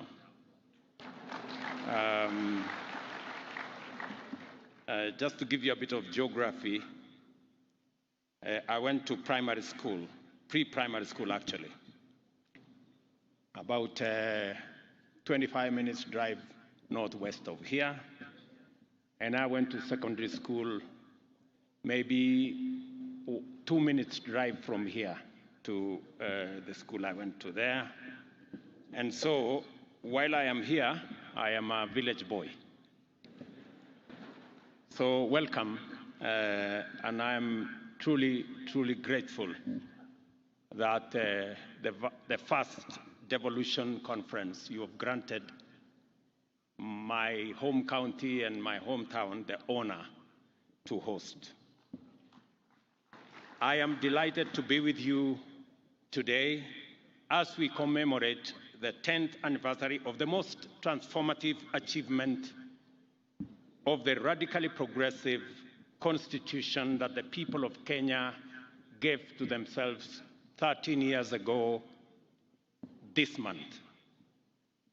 Our country's constitution-making journey covers many historic milestones of the struggle for a new dispensation for true political, social, and economic freedom, and our collective quest for a nation to complete the journey begun by our forefathers who fought valiantly to resist colonial rule, as well as our brave freedom fighters who sacrificed immensely to win sovereignty for our nation. In this journey, the people of Kenya engaged each other across the country with courage and determination and negotiated relentlessly on the understanding that a new governance paradigm was absolutely necessary and, in fact, inevitable. As we reflect and reminisce about constitution making, one thing becomes absolutely clear. In all the bargainings, horse trading, deal making, and consensus building that went into the various processes which contributed to the development of the drafts that form the basis of the ultimate document, the citizens of Kenya were emphatic, persistent, and unequivocal about one thing, that decentralization, sharing and devolution of power and resources was both overdue and in fact it was non-negotiable. And that was agreed across the country. As the Latin proverb goes, the voice of the people is the voice of God. Based on this unambiguous imperative from the people, leaders exercised very limited authority to debate and negotiate the modalities of instituting effective devolution that would actualize the people's and most cherished aspiration of devolution. In other words, the question was never whether devolution would happen, but only in what form. The drive to devolve stemmed from the bitter experience of extractive colonial institutions, which invested heavily in the White Highlands and brutally neglected elsewhere. This practice found expression in the National Economic Planning and Development Policy promulgated shortly after independence, which formalized inequalities and marginalization and led to the emergence of zero-sum politics and gross inequality in the allocation of public resources that informed our early years of our nationhood. This resulted in underdevelopment and economic stagnation, weakening of nationhood through strained bonds of cohesion and common endeavor, and a torn social fabric. Kenyans knew what the problem was, and as well, they knew what was the cause. This is the reason for the unanimous insistence on decentralization and sharing across the country. I therefore recall engaging with my parliamentary colleagues over a protracted period about how many levels of decentralization there would be and how many territorial or geographical units of devolved governance we would need. Some people went for 4 levels of governance, while others preferred only 2. An ambitious middle ground proposed 3 levels. Similarly, reluctant devolutionists campaigned for 8 units to coincide with the administrative provinces, whereas others wanted 14 regions, yet others demanded numbers varying from 24 to 56. I happen to have been part of this history, and I am very privileged that I participated in this conversation. And I'm very happy that today we are celebrating 10 years of devolution. What was no longer subject of controversy or subject of canvassing was the principle and object of devolution. The people had been clear, and on 27 August 2010, Kenyans ratified a constitution which embedded devolution into the very definition of our republic under Article 6 that describes the territory of Kenya, not only in terms of its boundaries, but also according to our counties. In Article 10, the Constitution also highlights sharing and devolution of power, democracy, and participation of the people, as well as equity, social justice, inclusiveness, non-discrimination, and the protection of the marginalized as national values and principles of governance, with preemptory implications for the exercise of constitutional authority by any person at any place at any time. Counties are therefore intrinsic to the Constitution and proper definition of the Republic of Kenya. They exist to serve as platforms of actualization of the sovereignty of the people in several fundamental ways. They make state power more democratic and accountable and promote unity through diversity by arbitrating between competing political impulses towards disintegration on one end and over-centralization on the other. Devolution also restored to the people their powers of self-governance and promoted their participation in the exercise of powers of state and in making of all decisions that affect them. Under devolution, our communities regained the right to manage their own affairs, while the interests and rights of minorities and marginalized could no longer be ignored. Article 174F of the Constitution sets out what the chair of the Council of County Governors, my dear sister there, Anne Mumbi Waiguru, correctly referred to as the role of county governments as the last mile implementers of critical development agenda, including the AU's Agenda 2063, the UN Sustainable Development Goals, Kenya's Vision 2030, and the bottom-up economic transformation agenda. It states that one objective of the devolution of government is to promote social and economic development and the provision of proximate, easily accessible services throughout Kenya, as is that of enhancing checks and balances and separation of power. To remove any doubt as to what Kenyans really wanted to do with devolution, the Constitution sets out one object of devolution to be that of facilitating the decentralization of state organs, their functions and services from the capital of Kenya. By design, devolution was destined to instigate unprecedented transformative change in every part of our political governance and development reality. It recalibrated our democracy, development, and reoriented policymaking by simply redefining what was at stake at all times and handing over power to the people in their greatest number. This change was dramatic, and a change management framework was essential to the smooth transition into the brave new world that we got ourselves into. Despite the efforts of the Transition Authority and the Commission for the Implementation of the Constitution, the inauguration of devolution a decade ago was fairly noisy. And I know it because I have had the privilege of being the chair of IBEC since the first day we rolled out devolution until I changed jobs.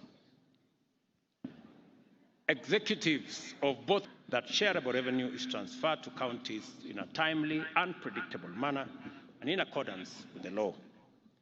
Finally, we undertook to transfer funds owed to beneficiary counties under the Mining 2016 and the Petroleum 2019 Acts, and to collaborate with counties to increase the capacity of such counties to benefit from extractive resources. Money that I have instructed to be disbursed this year. We recognize that the bottom-up economic transformation agenda will achieve its highest potential and lift up the highest number of people if we focus thoroughly on collaboration with county governments in order to empower them as the stewards of development at the grassroots or at the bottom, as it were. I recognize the merit in demands for increased allocation of shareable revenue to counties. I also realize that even if devolution is, by law, a two-tier affair, it should, in practice, reach the lowest and smallest possible unit of political organization. Under the principle of subsidiarity, the ward must in time become a central driver of bottom-up economic transformation. I am also in support of taking devolution to its fullest extent. I thank the Council of Governors for the well-organized format of this conference, And I know the chair has mentioned two other things apart from what I have mentioned, the issue of making county assemblies truly independent and financially so. I think that is an aspiration and that is a concept that I share, and we will work with the necessary stakeholders and institutions to make sure that the Senate provides the framework for the independence of our county assemblies so that they can have their independent votes. I know a matter has been also raised about salaries and allowances. That is a very difficult one, I must admit,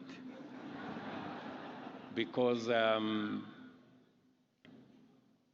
the balance is between increasing the salaries of those of us who have jobs or creating opportunities for the 4 or 5 million who do not have a job. That is the conversation we must have. So it is quite a balance, you agree. So hapo iko kizungumkuti kidogo na tutaongea. What I want to promise you is that we are going to work with all the institutions, because I have requested SRC to give us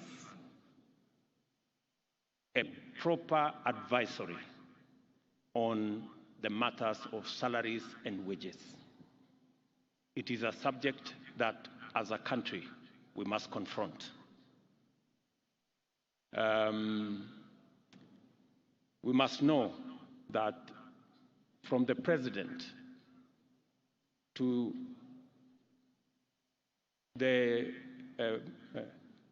assistant at the office, we all work for the people of Kenya. We live in the same country. We take our kids to school. We provide for their upkeep, provide for their food. We pay the hospital bills, all of us. And therefore, pay must reflect the fact that we all serve the same people. And we have come to discover, for example, that there are people who have awarded themselves salaries, people in some parastatals, people in some other institutions who earn more than the president.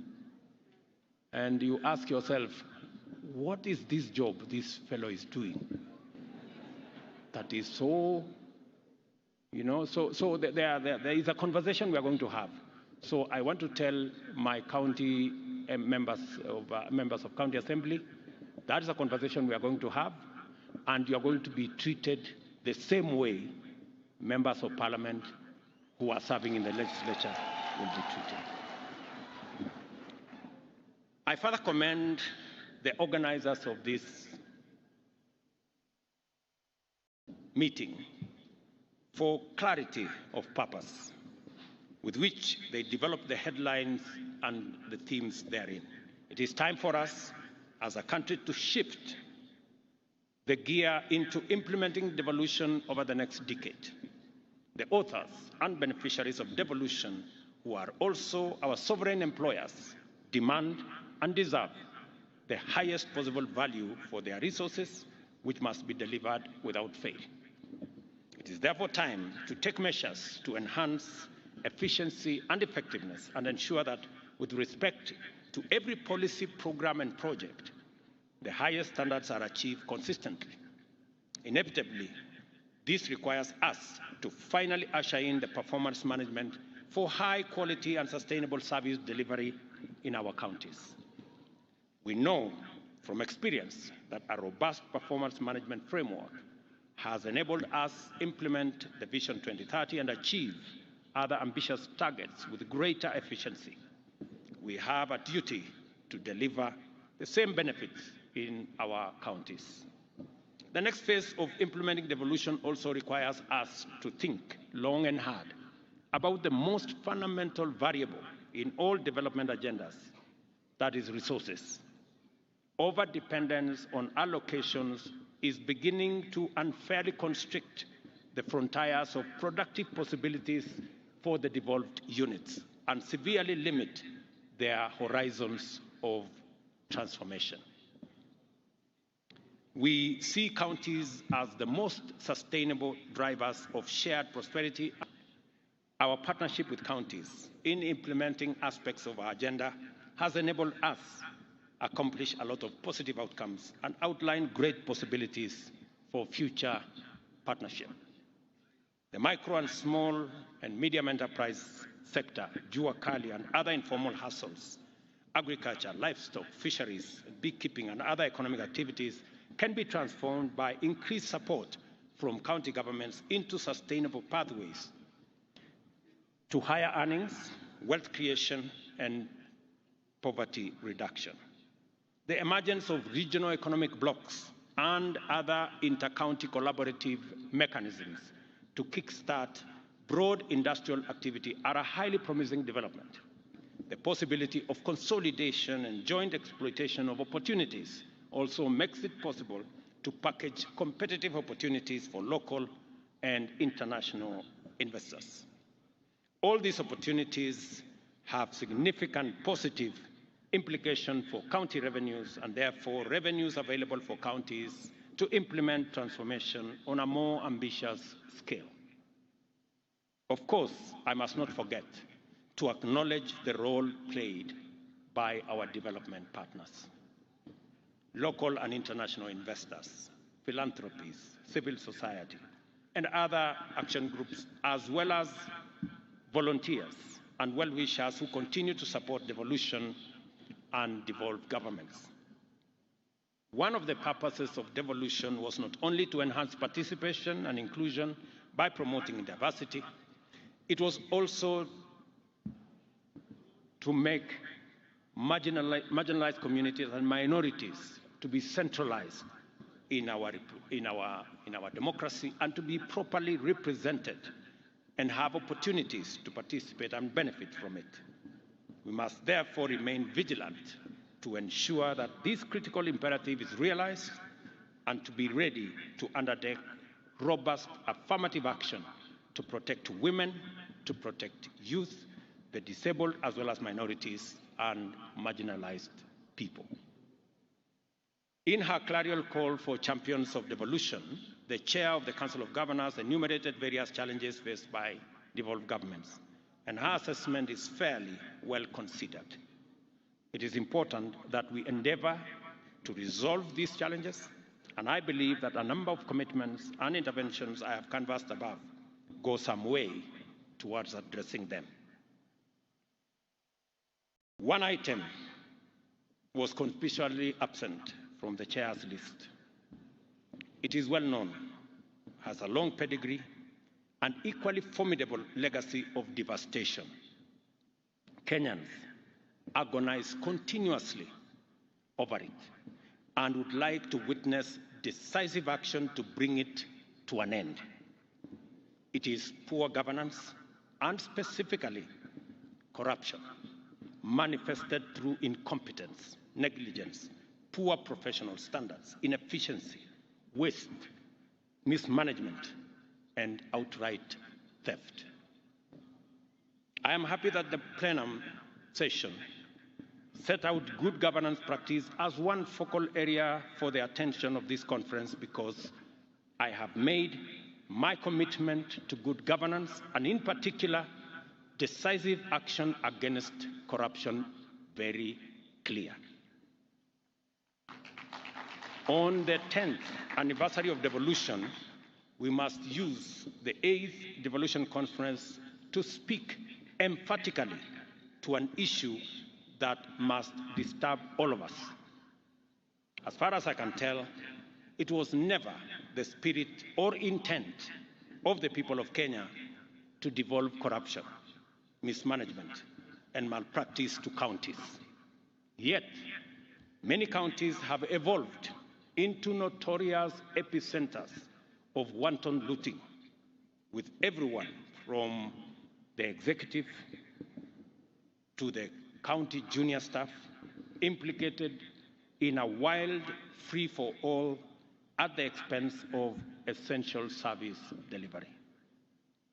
Many innocent Kenyans are victimized, undeserved, or altogether neglected on a daily basis because of this devolved criminality. Counties must not become drivers of scandal, incubators of graft, or embezzlement hubs. The people of Kenya deserve better, and they must be rid of this reckless betrayal. We must liberate the devolution from corruption. I speak about this with passion because it is a conversation I have equally had with my cabinet and my PSS and members of parastatals. It is a conversation we have had. It cannot be business as usual, friends. And this fight, we have to lead it from the front. It causes mayhem and chaos in the delivery of public service.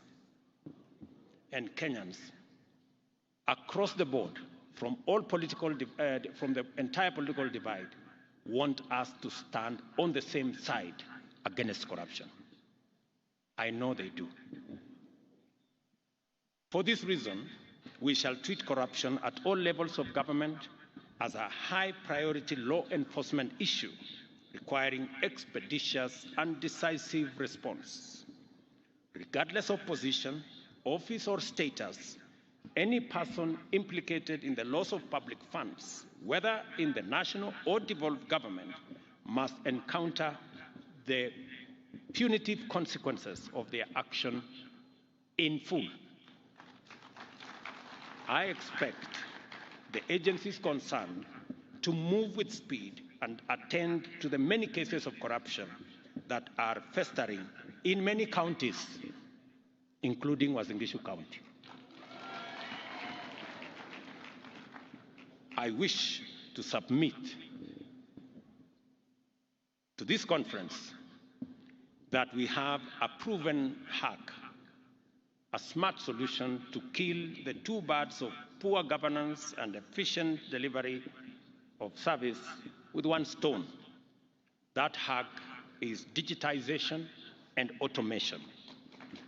I therefore encourage you, my friends, the good people who run our county governments, to embark on the journey of integrating digital solutions and ICT to service delivery and project implementation in your counties.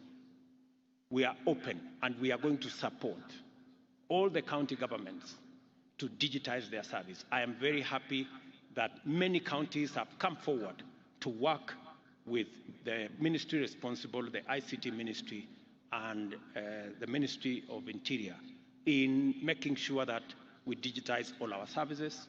I have also instructed the departments responsible to work with counties.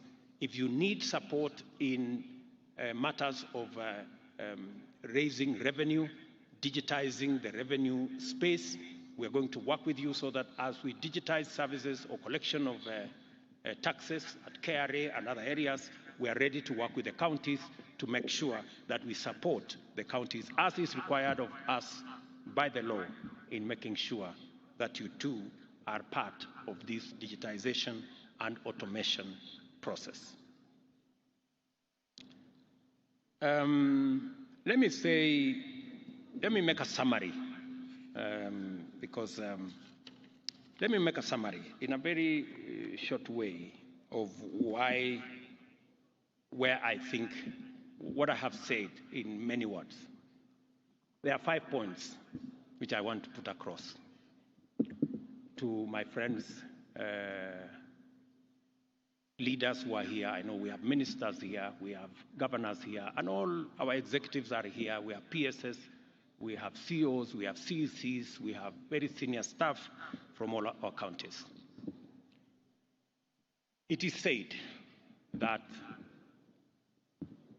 you cannot do the same thing in the same way over and over and expect different results.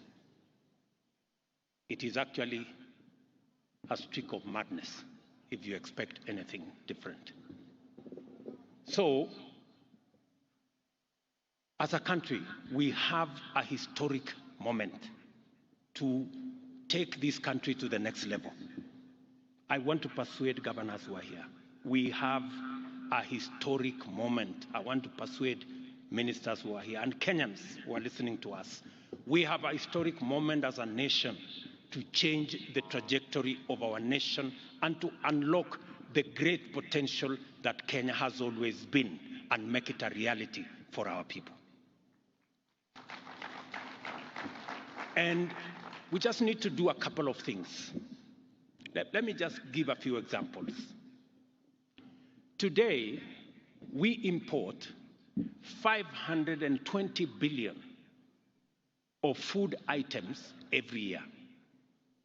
Every year, from edible oil to wheat, to sugar, to rice, things that we can produce in Kenya. We must undertake, my buddies, governors, we must agree that it is time. We have the human capital, we have the resources, we have the land to produce all these items in Kenya, save ourselves foreign exchange, improve the earnings of our farmers, and improve the general wealth of our population. Because this 520 billion is a market that we don't have to look for. It is a market that is already in Kenya. All we need to do is to produce and satisfy that market. So, edible oil, for example. I have had a conversation with many governors. I last had the last conversation with Governor Wanga from Homa Bay. We've had this conversation from Migori, Homa Bay, Kisumu, Siaya, Busia, Kakamega, Bungoma. We are spending 120 billion every year to import edible oil. We can produce this edible oil in Kenya. Those 6 counties, including the ones at the coast, from Lamu, Tana River, Kilifi, a bit of Mombasa, and Kwale, we can produce. And we are now working on a program, and I want to ask my friends, the governors, to work with us so that we can stop importing products that our farmers can produce. Palm oil is one space we are going to work on with you. We have already identified where we are going to get the seeds. We want to work with you to get the farmers, to get the areas. We've already done a bit of work in that space, number 1. Number 2, sunflower. We are already importing seeds, 200,000 tons.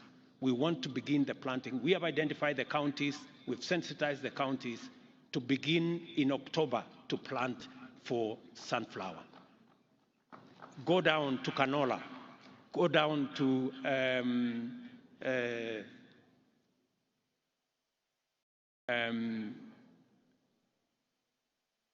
sesame in Busia. Go down to, what is that other? Groundnuts and the rest of them. We have all that space to produce edible oil in Kenya. I want to encourage the counties who are here to work with us. Collaboratively, we are going to unlock a huge potential. Rice is one such. We have 120,000 acres in Tana River. We have an extra 20,000 acres in Kirinyaga. We have almost 20,000 acres in Busia. We have another 20,000 acres in Ahero. We have almost 30,000 acres in Kucha. I think that must be in Migori. With 200,000 acres, we can produce 800,000 tons of all the rice that we today pay 70 billion shillings every year to import.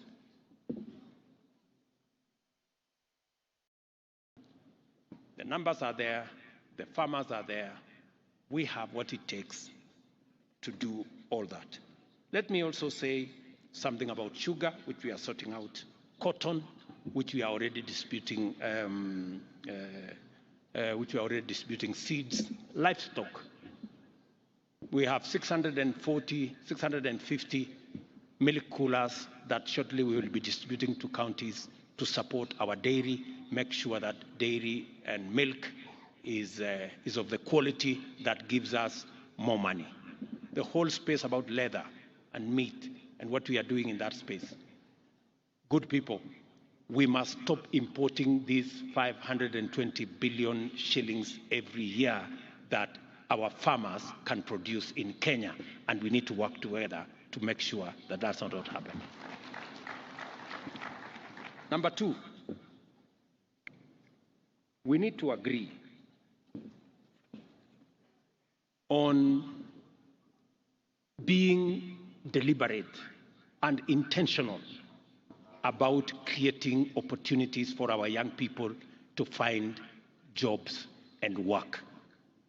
You heard my elder sister Meg, what she said here. By the way, many people may have been wondering whether she was talking about Kenya or another country. For your information, she was talking about Kenya. Yeah? And we have managed, you've seen the list of investments that have been done in the last 12 months. And it is because we made a conscious decision to change some of our policies. When I made a commitment, when I went to the American Chamber, when I made a commitment that we are going to change our laws, we are going to change our policies to make sure that Kenya becomes investment friendly. Many people did not realize where we were going. Today, of all the 9 or 10 issues Meg put here, we have implemented 80, maybe 85%.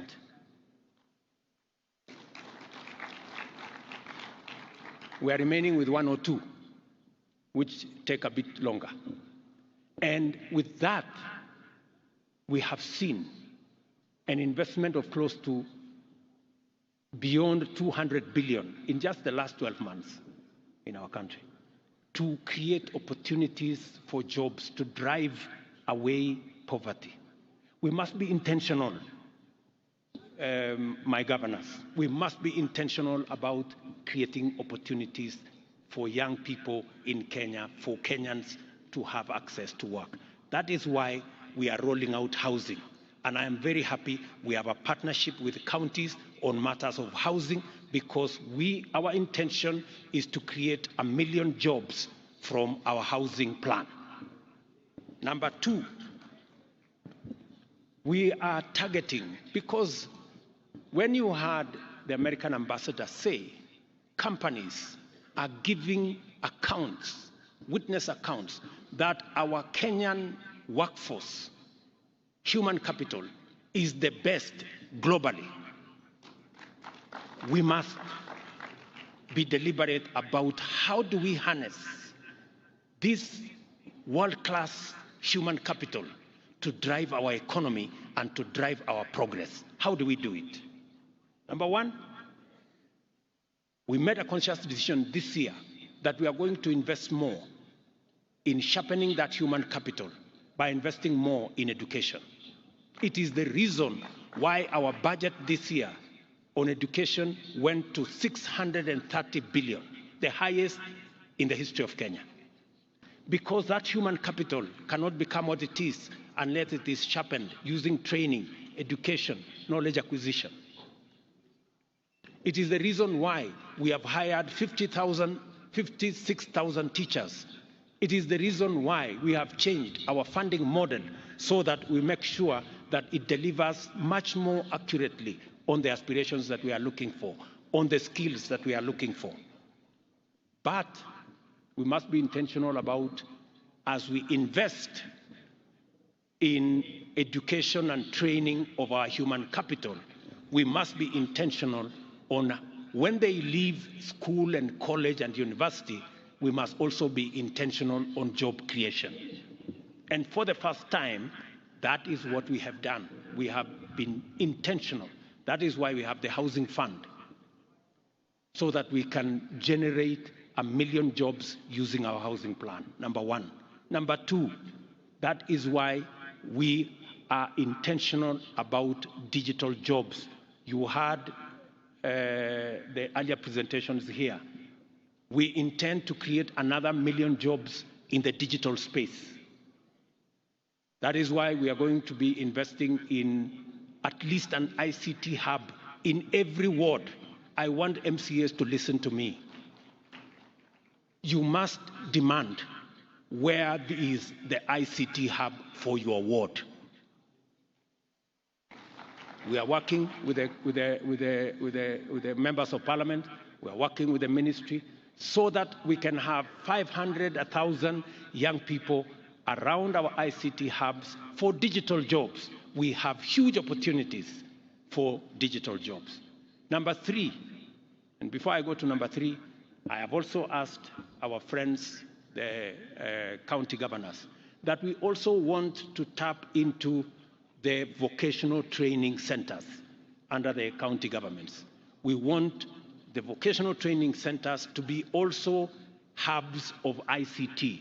We would want to invest in at least an ICT hub in every vocational training center, so that again, we can train more, we can use technology, so that this world-class human capital we have can work for the globe. Number three, we are working on making sure that this world-class labor we can export.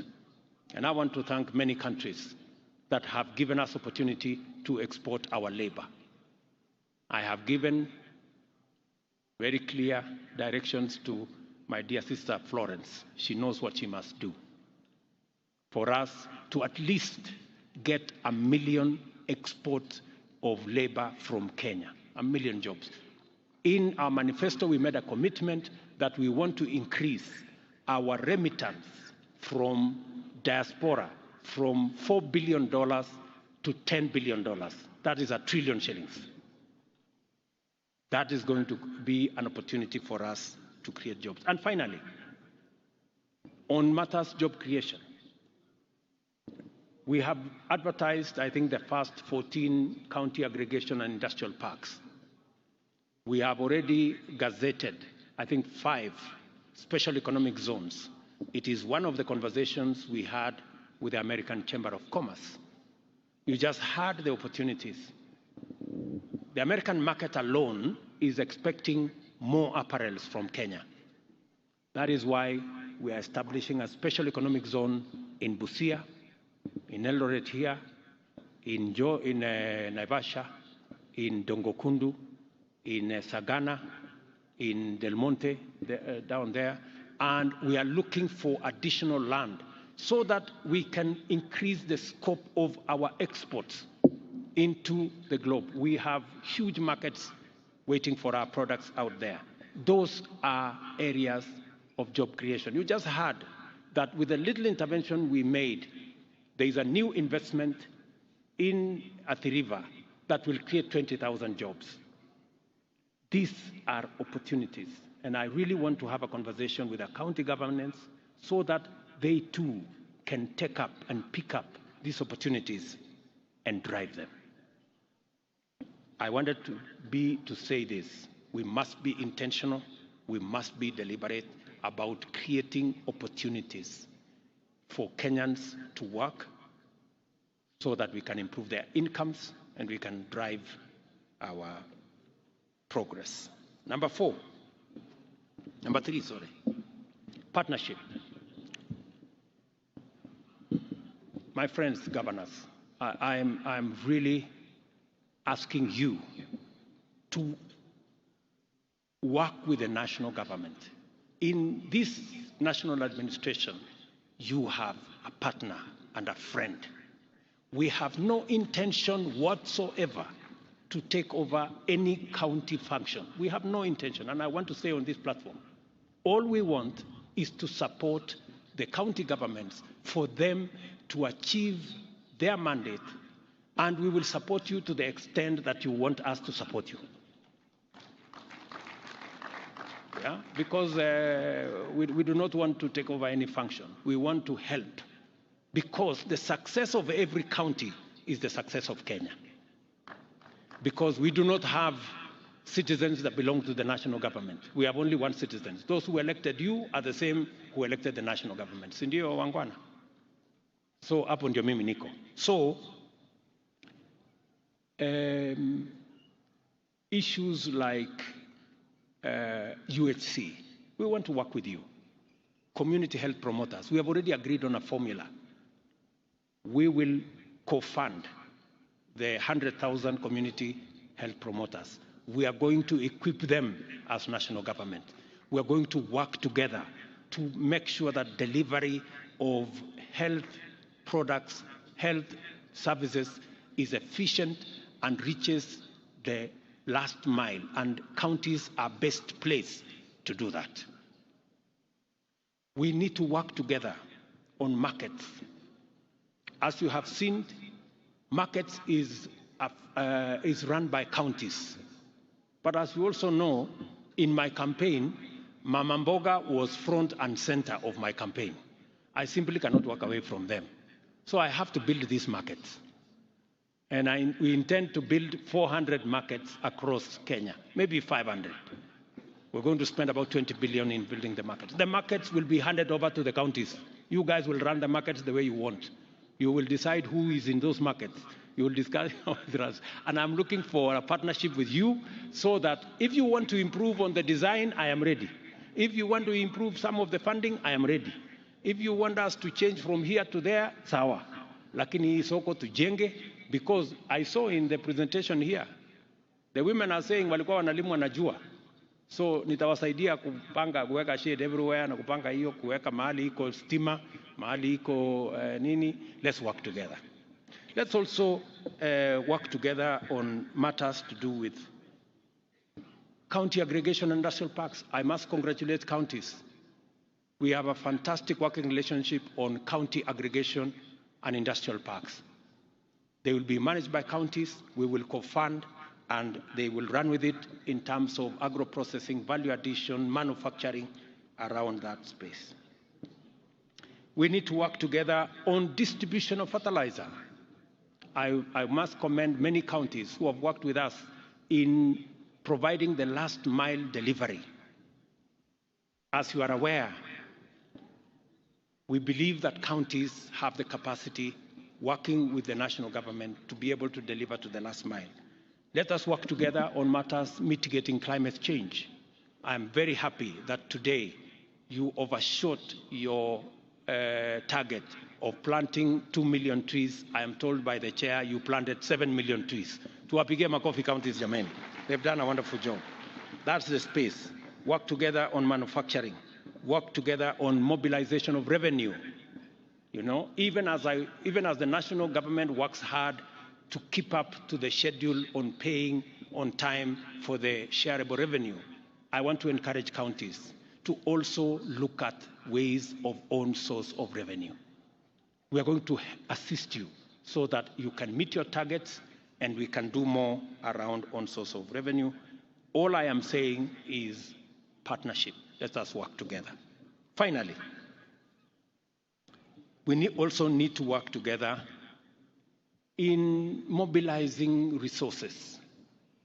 As you are aware, we have made the conscious decision that we are not going to run our development, the affairs of our country, by borrowing debt left, right, and center. We are going to raise local resources. We need to work together to build local resources, to raise local revenue. We're going to work hard as national government. We are professionalizing KRA to raise more money. We are digitizing so that we can eliminate areas of pilferage. We are increasing, as I made a commitment to this country, that we are going to be a country that is focused on saving. For a very long time, we ignored the saving component. That is why, as a percentage of GDP, we are among the lowest globally. We are at less than 10%.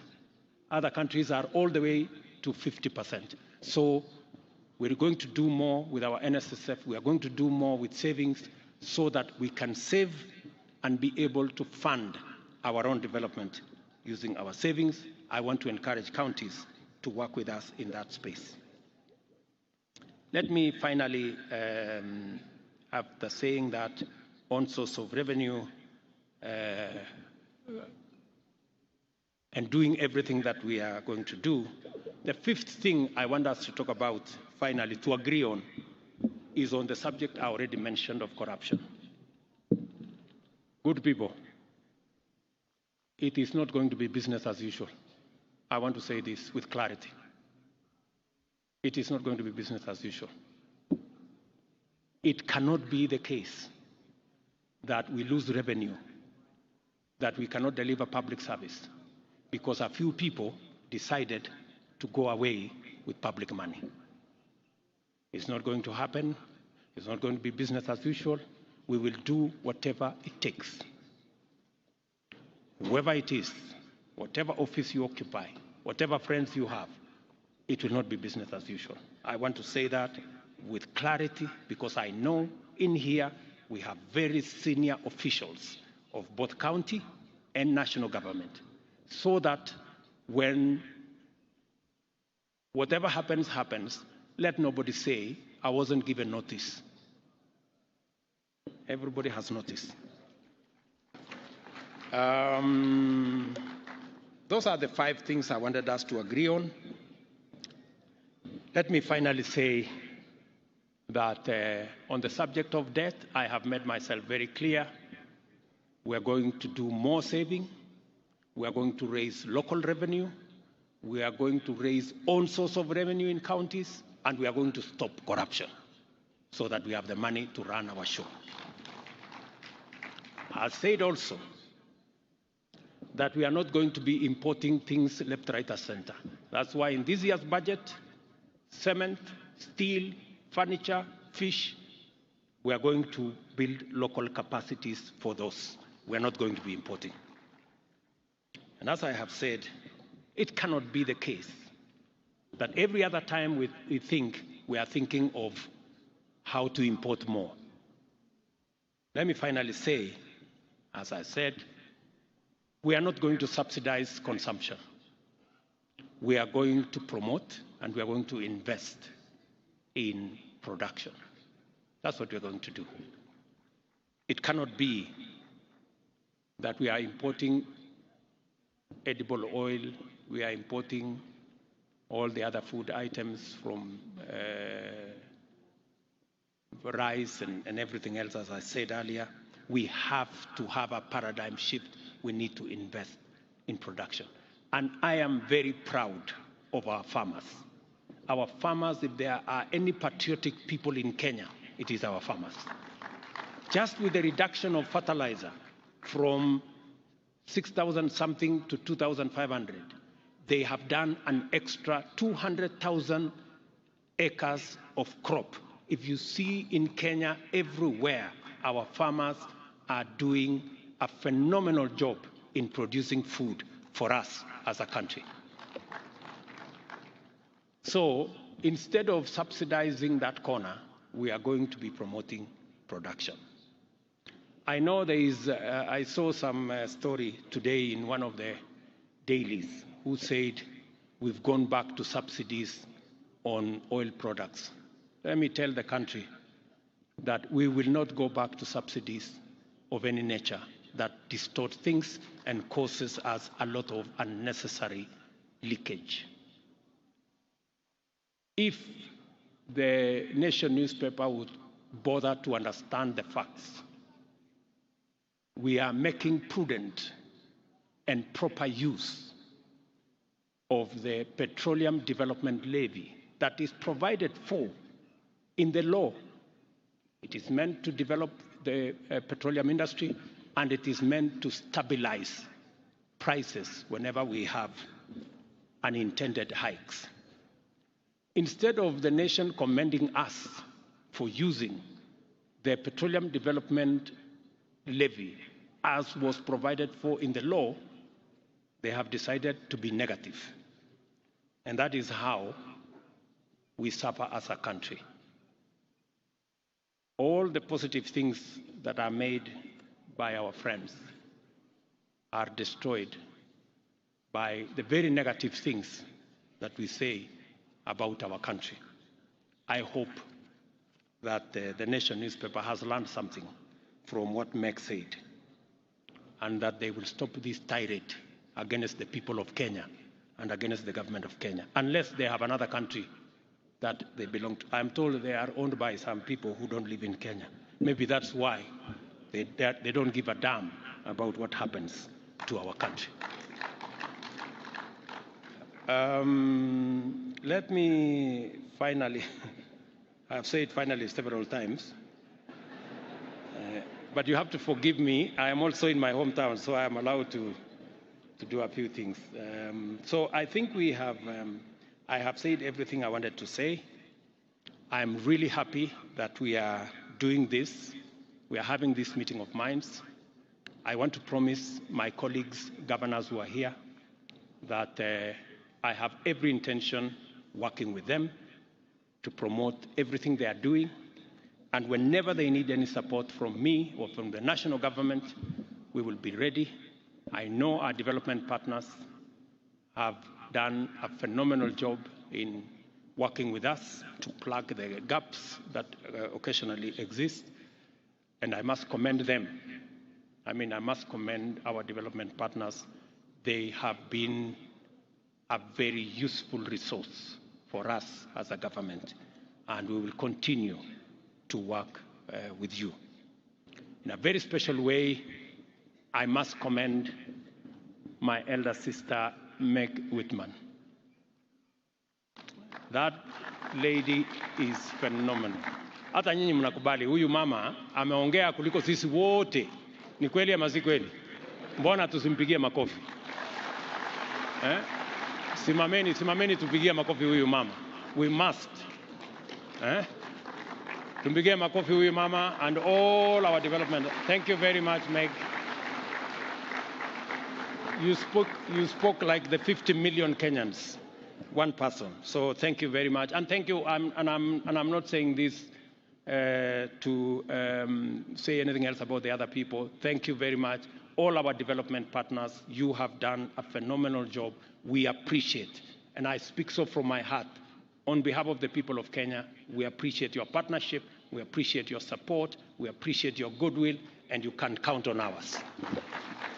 Tafadhali tuketi chini. So asanteni sana ndugu zangu, mimi nawapenda sana. I truly love you guys. Na nawatakia baraka ya Mungu. Hiyo maneno ingine, najua MCS wamesema wanataka kubook appointment ya kuongea na mimi. Mimi niko tayari. Nishamwambia watu yenu ya kwamba unajua kuna maneno ingine tunaongea nyuma ya hema. So hiyo maneno ingine tutaongea juu ya hema. So na mambo ile ingine we will engage. Asanteni sana. God bless you and enjoy your stay. It is now my duty to declare the 10 years of devolution officially launched, and I wish you wonderful deliberations, and I look forward to receiving a report of the great job that you will do in the next 3 days. Asanteni sana. Thank you very much, Excellency. And just two things, Your Excellency, that we'd like you to do, and that is to launch the devolution book and then launch the joint county bankable investment book. But we'll start with the devolution book on this side. So I'll call upon the COG Executive Committee, the Chair of Legal, that's Governor Mutula, and USAID Ambassador Meg Whitman to just come and witness. Allow me to count you down as we wait for Ambassador Meg Whitman and also Governor Mutula Kilonzo to just come and witness. I'll count you down, and what we have on this side is the launch of the Devolution book, which will then give details of what the county governments have attained in the last 10 years. So kindly, we may sit down. Please sit down so that we'll be able to see. And Your Excellency, I'll count you down. So in 5, 4, 3, 2, and 1.